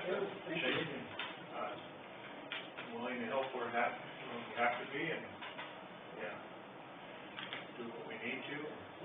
Yeah, we're not here to tell you what you should do, we're here to just answer your questions and offer you advice, I guess, that's it. Yeah. You have to do what you have to do for your county, that's what's most important, and I would support that wholeheartedly. Thanks for coming down. Thank you. Only I'd point out that legislative forum on the 11th, isn't it? That's amongst Rolling Hills, Two Rivers, and Northwest Iowa Care Connections. Is that open to all supervisors? Okay, I circulated that, I just wanted to make sure I wasn't Send a copy of Holstein at the college on, in, The leverage, right? Yeah. Leverage. Yeah, I just had the date, yes. I've seen this with the, all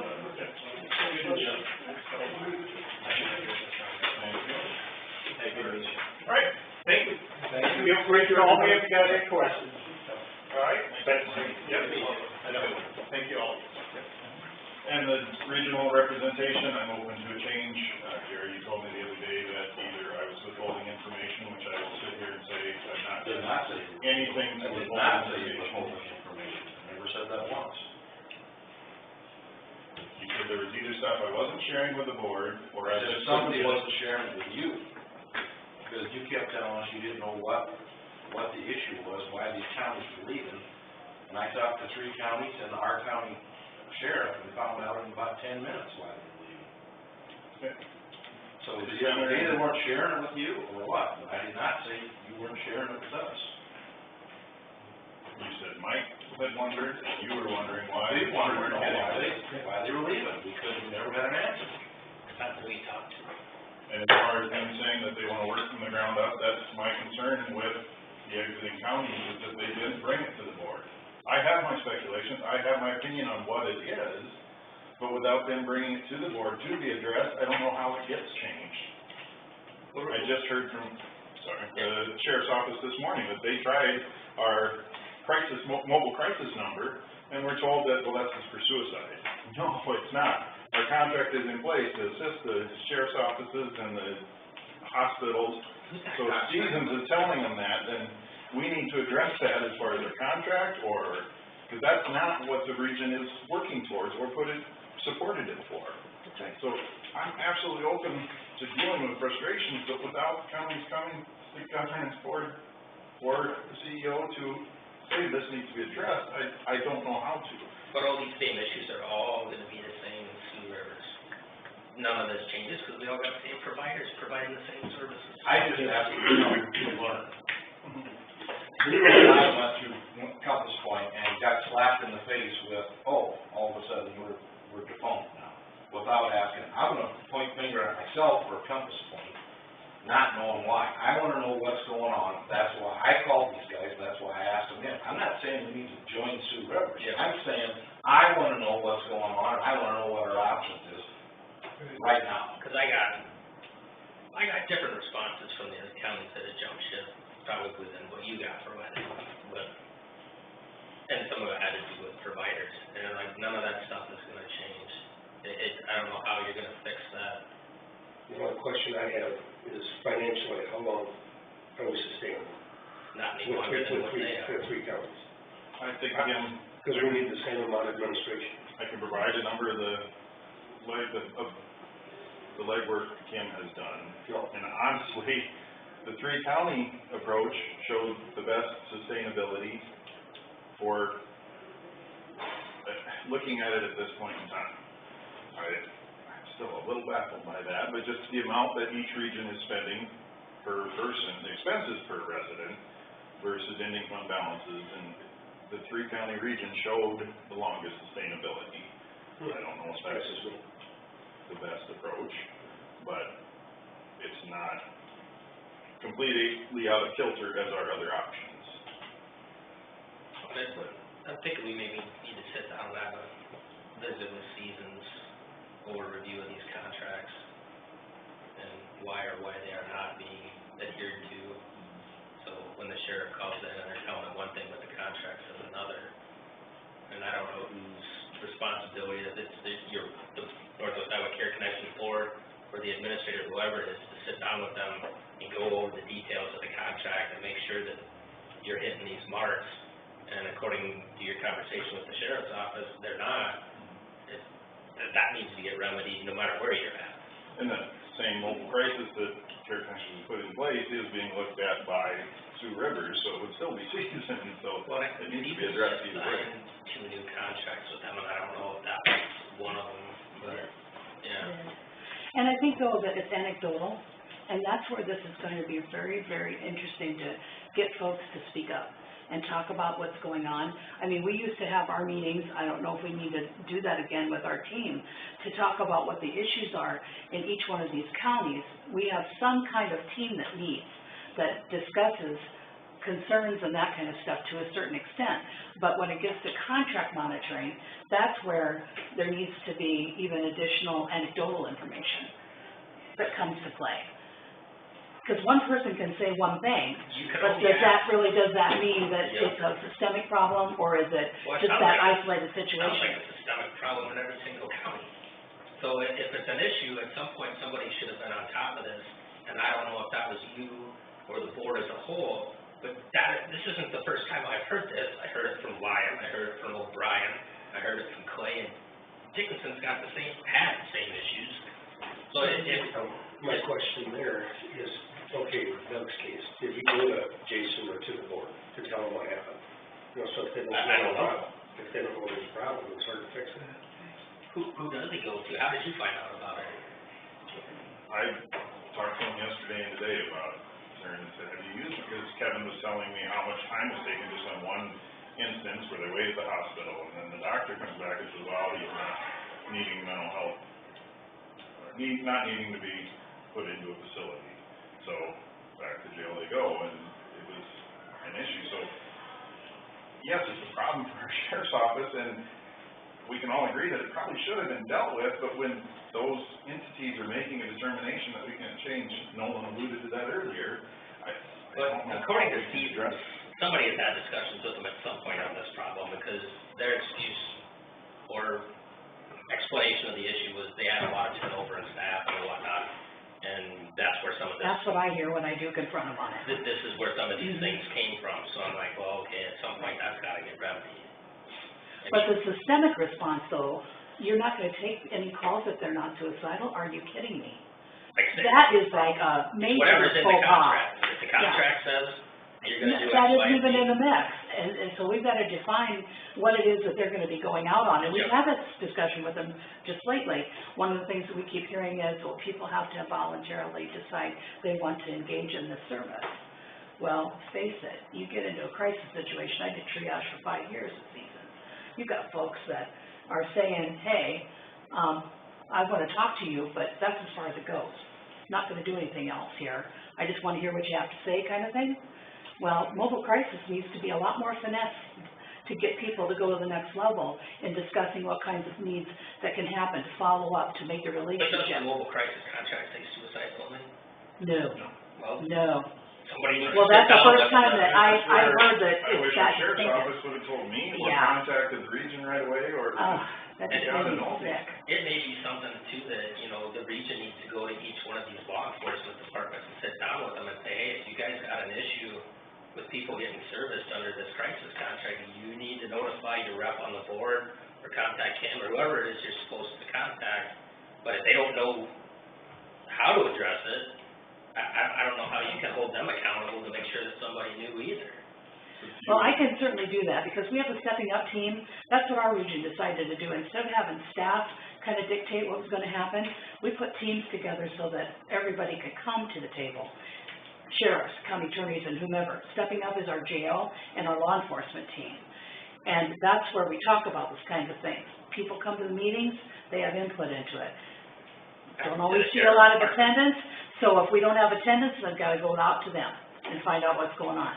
If we've got these issues, I have no problem doing that. I mean, because there's gotta be a process involved here that they know where to go when they got issues. I don't know if do you know what the process is if you have an issue? I mean, it certainly has never been, since I've been involved in any of this, a formal grievance type of procedure, you know.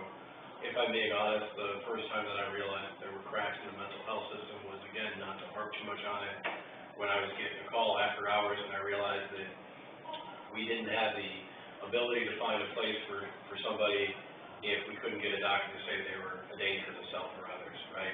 And the first time that happened to me, it was a juvenile situation, which is in some manners distinct from this.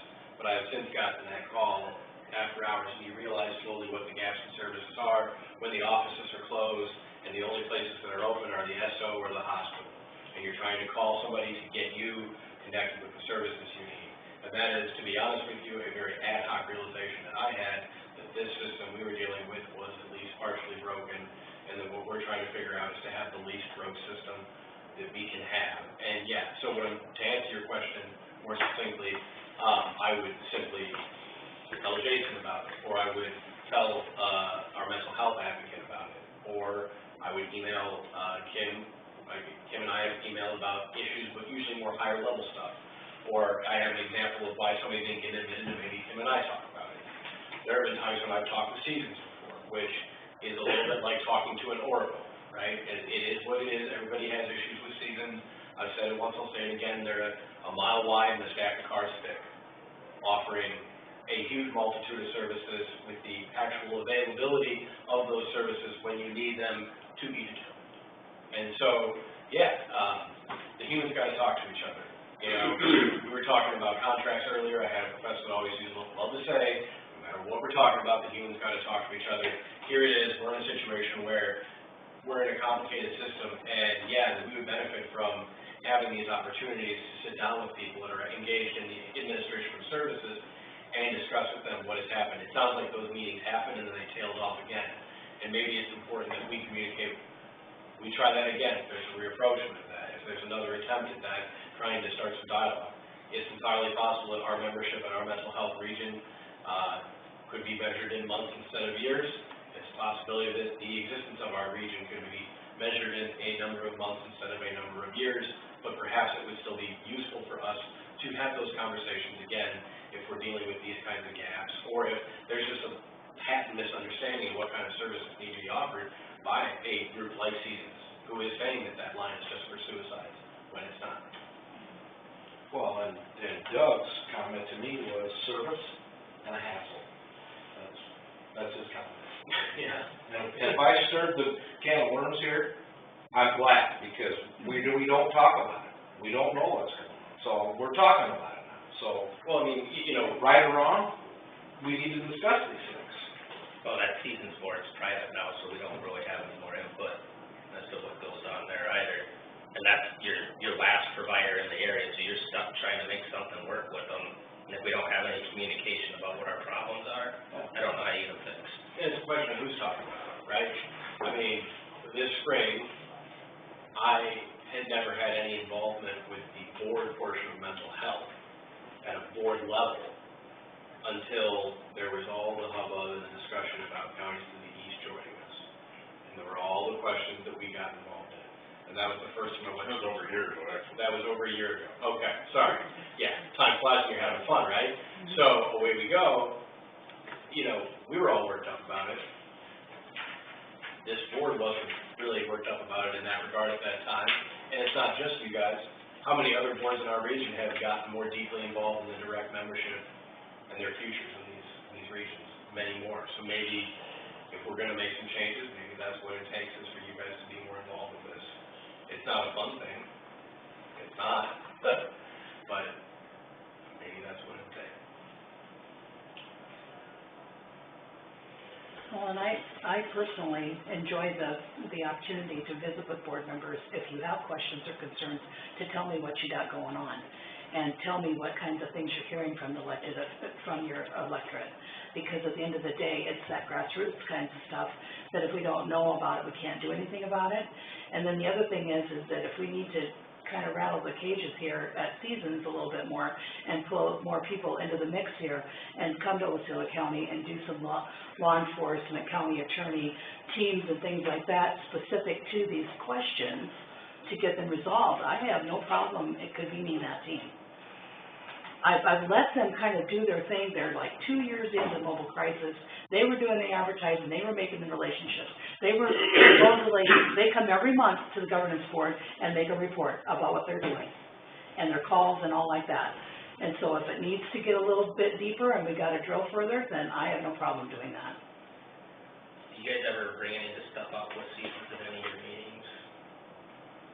Because what I get back, because they have representatives that go to that board, I don't know if there's a disconnect between nobody talking about it at the Care Connections meetings, or if you do, if that representative from Seasons isn't passing it up the food chain, that they've got these problems, because it was the first some of them had heard of it. So I'm like, well, I don't know where the disconnect is here, but if you're talking about this at the Care Connection meetings, at some point it's got to work its way up the food chain to the people that can fix it over there. And it didn't sound like it has been, so I don't know. The only problems that I can say that we talked about was the fact that there was workforce shortage, and so we had staff issues that were in the western counties. First you had staff in the western counties, we didn't have them in the east. Now they're in the east, and now we finally got fully staffed in the west. So that was a barrier all the way through. Now this whole question of what's happening when they're being called and all those kinds of things, I think we're just in an evolution here of trying to figure out what that service means and what it needs to do. You know, it's one thing to have people in place, but it's quite another for them to do what you want them to do. So if we need to go down that route, I agree with Jerry. It's worth talking about, and we got to keep bringing it to the table. But do you think that if these issues would have been brought up earlier, Jason, I'm asking you too, what are these counties like? You know, I'm hearing service, they're not getting service, and I'm not saying that you said providers, but they're not changing anything by going to Sioux Rivers. But if these things would have been brought up, what have they stated? I've been in this mix in the county system for 22 years. Let's just say there's some personalities here and some politics that kind of play into this. And there's been some personnel things that have been just a part of this process ever since the very beginning of Regions and even before that. And for those of us that have been around for a long time, we've seen it ebb and flow. And this is just one more. I'm pretty blunt. And do you think maybe we need to be more blunt? Get it out there, don't. Oh, it's been out there, you know, and the governance board has dealt with it. You know, I don't know. Yeah. It's come up each year at staffing reviews on both sides. Mm-hmm. The internal conflict. Last year, for almost the entire year, our chair and vice chair have attended staff meetings, wanting to get this fleshed out, wanting to improve this relationship on both sides, not in defense of one or the other. So I think there's been serious approach to try to make this as good as possible. In my opinion, it drove work behind the scenes to get changes made. That's my assessment of why some counties are leaving or why some of the change, but they haven't brought it to the meeting. I asked O'Brien County when they announced at our meeting that they were leaving in July 1 and they'd be ending their fiscal duty. I said, well, can you at least tell us why? The only thing their rep said to our board after the decision was made, well, I think that there's significant concern that we're going to grow to the counties to the east. Never had their representative or their board instructed Care Connections that they weren't interested in that. We've been moving forward all along that, well, if you can show us that you aren't going to come in with debt we're willing to consider it, our bylaws allow us to consider other, I think it's a neighborly thing to do, to consider others that are next to us and may want to join with us. It doesn't mean we have to. So throughout, we're saying, yeah, we're considering this, and then they leave and say, well, they were concerned we were gonna grow that way. I don't know how to address or work within the board to affect changes when that's the type of situation we have, so that's a lot of my frustration. It's entirely possible that, and I don't mean to reduce a complicated, simple or a latitude, it's entirely possible that these counties that left are leaving and have left by and large because they think the grass is greener, and they think the grass is greener out of a perception that the people they will work with will do to be very reductivist, a better job with the pie. And the pie is roughly the same size for everyone. And they may be right about that, but as is often the case in life, they are more likely to be substantially incorrect about that. And I realize that cuts against joining another region, and I want to be clear that I'm open to either outcome, or either of many outcomes possible. But that's something to keep in mind here. Because I've said it so many times, the pie can only be a certain size, and it just isn't going to get much larger the way things are. So those are the constraints we work with. I think that by and large, people that work in our region do a pretty good job generally. I would be naive and I'd be glossing things over, and I genuinely would be holding back if I said that there were no issues that I had observed in my time working on this issue. So, kind of has both ways. I guess I was concerned with how quickly and the way that those other counties went about making the decisions, especially without even addressing the board of the region that they were a part of. So, if I was concerned about it being on the agenda today, it was because of the history I'd seen on Russia's decision. I think this is a fantastic discussion, and I told you, I didn't have the copy here, so it's yours, I just want to, my concern was out of what I'd seen elsewhere and not wanting to see that happen again. I believe this discussion and this approach to it is far different than what the other counties that have already made decisions have done. So that is absolutely a benefit. I'm glad we had this discussion, But because someone had no idea what's going on. Yeah. Well, not to this level in these particular situations. If we've got bona fide situations that we can deal with and we can remedy, then we're gonna be further ahead. So Nolan, I would just ask for your help to figure out how to get something like this put together, and so we can, just drill down into this mobile crisis and what that does for the relationship for the services that you want. Okay, yeah. Or anybody else who wants to be involved. I'm just thinking of the players that we need to pursue to get that in place. When I talk to Sheriff, I'll let him know and see. talk to Dutch. Yeah, I just emailed him, I think I'm gonna go over and talk to him when I'm here, so. The only other thing I'd offer in support of the frustration of not knowing where the problems are is at our meeting last month, it was concerning whether mobile crisis would remain a local number or join in a statewide crisis line, right? Right. You reached out via email to every county sheriff and you received one response. I don't know what county it was. Spirit Lake Police. Oh, okay, yeah, sheriff's and police department. Yeah, So yeah. when we're reaching out and not getting feedback, it's hard to know. So the efforts are being made, maybe phone calls need to be made, maybe other approaches than email, but it's not that we're trying to leave people out or, I would hope we'd hear from them that saying, it's not working the way it is, why would we, it doesn't matter if you're going to a statewide or a local, but that I was frustrated with. We reached out to every entity that should have a vested interest in it, and one bothered to weigh in on it. That might have been the only one to check their email. That's entirely possible. Well, it's difficult when you have region and then you've got county, and you're, trying to work as a region on things and trying to encourage people to work amongst themselves, but if it needs to drill in further, then we'll do that. Except our own county sheriff didn't respond back either. So, Not to stereotype sheriff. Sometimes they're not great at looking at their emails as a group, but. Well, I wouldn't know if I didn't ask you. I mean, you gotta talk to them. Yeah, and they should be proactive, to be clear, I agree, yeah. Well, I very much took away from that conversation that I was either withholding information or I couldn't get it. So, I don't wanna be a representative if that's the way. That isn't what I said, I told you that on the phone, Jason. Well, you told me I didn't get it because you figured it out in 15 minutes. So, However you want to. well, then I don't think I'm a fitting representative if that's the case. So I'm actually open to assigning someone new if that's gonna be the view and the understanding of the situation. Well, maybe it was my frustration, and Mike and I both looked at each other at the last meeting, we wanted to know what was going on, and nobody ever did, and I made about 3 phone calls and talked to Doug, and I knew it, I just found that puzzling, why nobody else knew.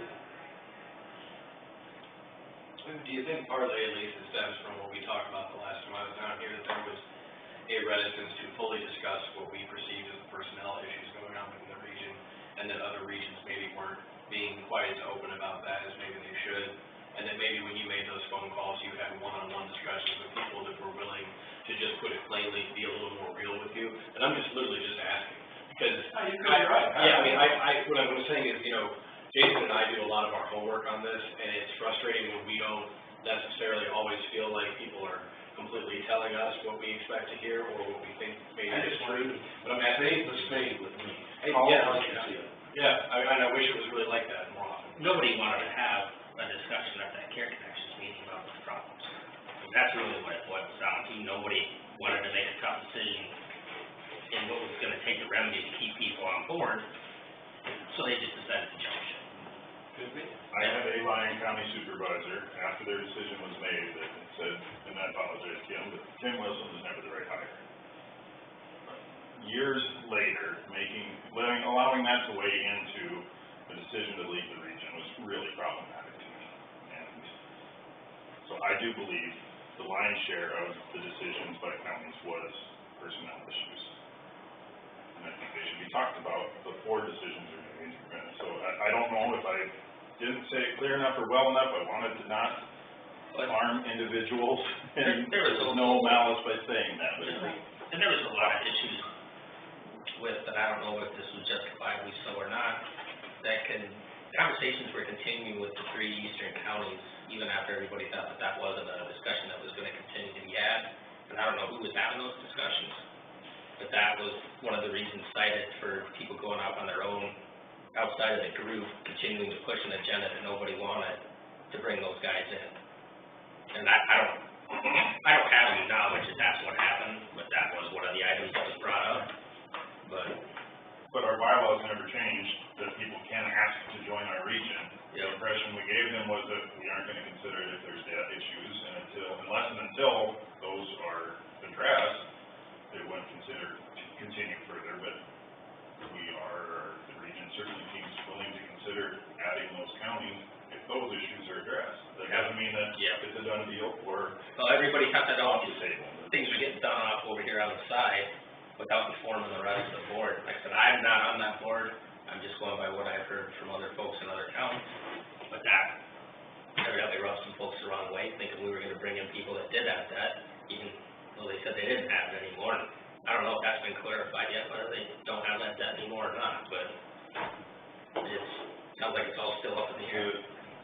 Yeah, the hang up there right now is trying to get final numbers from CSS as the standing of those individual counties. That should be fun. Yeah. Yeah, that should be fun, right?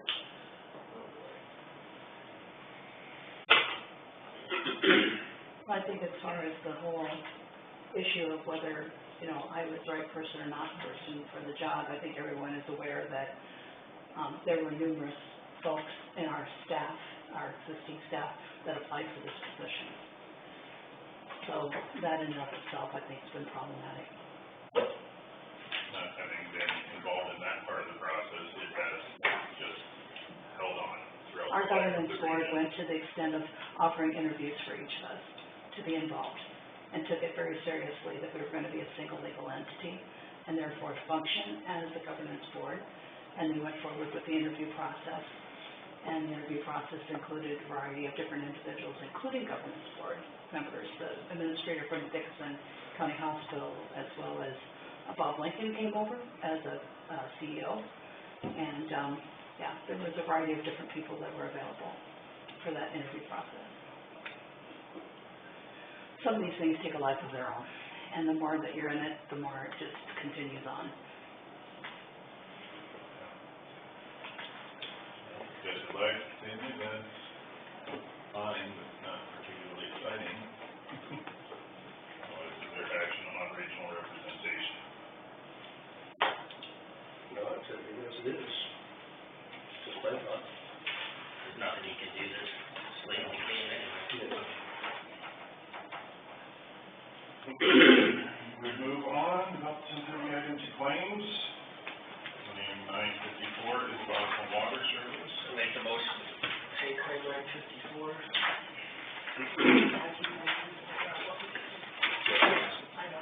Would have to say anything about 974. For mileage. I mean, that's no different than paycheck. Yeah. It's a legitimate thing in the county that you're. Are they gonna give you a second? I'll read that. Thank you, sir. Yes, no, motion with the motion to approve May 954 to Boston Water Service, which I have seen. Further discussion? I just have one question on that. Before we go, how, this is a 3 year, is that gonna come to an end someday, or? Okay. Yeah. I thought I saw. This is approval of just 954. Oh. All those discussion on that one, all those in favor, signify with aye. Aye. All those opposed, same sign. Abstained. Now, the remainder of the claims will be considered. On her, it says 3 out of 3 payments. So it was a 3-year deal. That's what I have. Did we buy dirt, or did we hire someone to move dirt? I see a bill on here for $5,800 for dirt. Is that, you're gonna have Yeah. those same numbers? I would've thought we'd have plenty of dirt. There's commentary thing, if I remember correctly, the program they went with allowed for 2 flights. You just said being able to compare a first one to a second. Oh, it says Or dirt. just having one, but. Zero project. It says FEMA, is that one of them deals where they have to charge it to? That we can get reimbursed, Yeah. hopefully, from FEMA. That's quoted now. 76 loads of filter. We didn't buy dirt. We can buy it. That's good dirt. Little flecks of gold in it.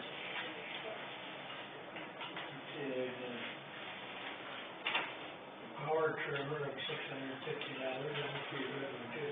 Yeah, I bet. Power trimmer, like a weed eater? Yeah, I don't know. That's one on wheels. Moves it too. Some wheels that you. 59 power source. Like a long, Put the oil first. And it's kind of a, must be a bigger machine. yeah, it's okay. They're a good size machine.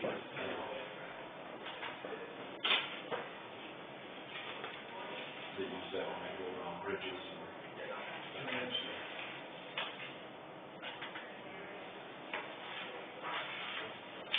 You know, I see the state have those, it's on a big arm, it just comes Oh, out. this is just Yeah. like a pushing board. Yeah, but I on the state, I wonder if that'd be a better, like the way they have. I don't know. Like the DI trimmer. What's GMR controls? Is that the damper it? What? The damper it or whatever?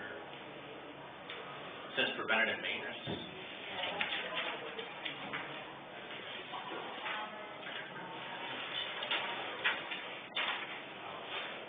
Which happens to Google. GNR controls for preventative maintenance. Is that under, Was that the testing for the mold? Oh, how much was it? $1,100.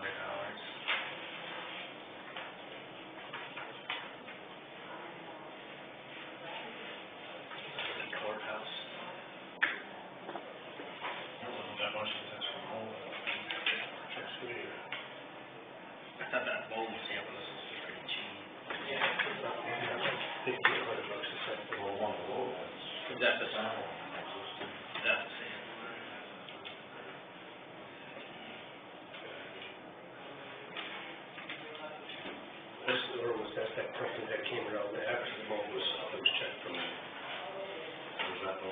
one for the jail.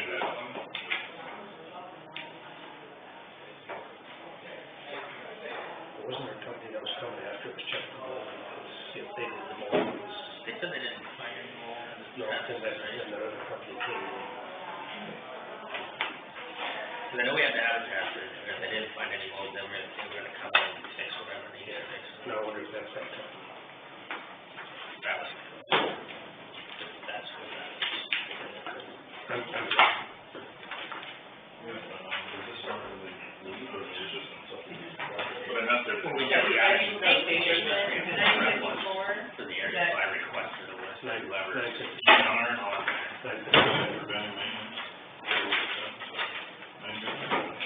GNR controls. Oh, yeah, that's maintenance of, our heating system. We have that, right, they do that every year. Okay. I'd make a motion to pay the claims. Jones, support from the board. The remainder of the claims, any further discussion? None, all those in favor signify with aye. All those opposed, same sign. And we just make note of, there's a ISAC supervisor district meeting next Wednesday, next Wednesday in Storm Lake. There's an email from the district We need to, with that. And on the 11th, I put the flyer in your packet there for the legislative forum for mental health regions, the 3 regions, I've seen. And the comp board meeting has been called for the 9th, so it's probably good to speak to our representatives, or their representatives. okay, DD number 9 is Jason. Okay, this is like outstanding. Sorry. So, just, Michelle, did they consent for just asking for HLP quotes? No, They had to amend them because then they forgot to get the votes on. we sent it out to them.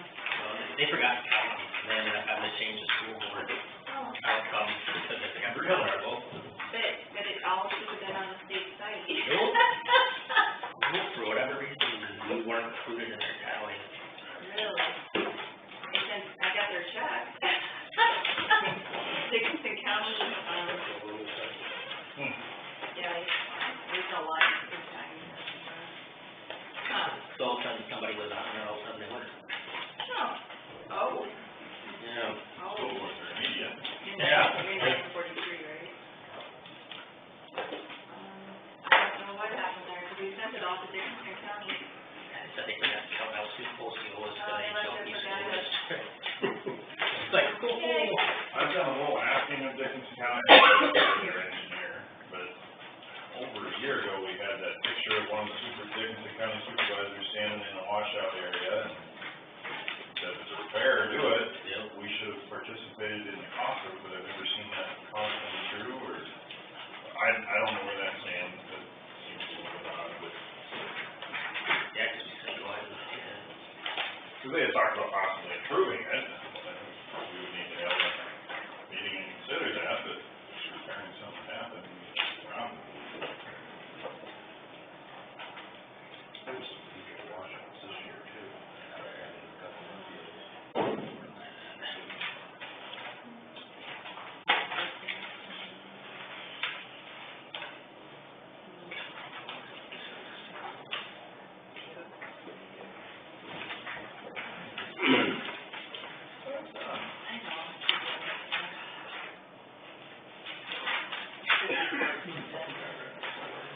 Well, adjournment would be the only other thing we don't have reports, any reports, or Sharon sent me through.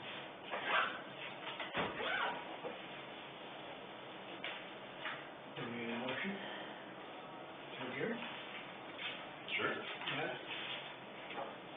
Motion by the board to adjourn. I'll second that. Jones offers support, any further discussion? All those in favor, signify with aye. Aye.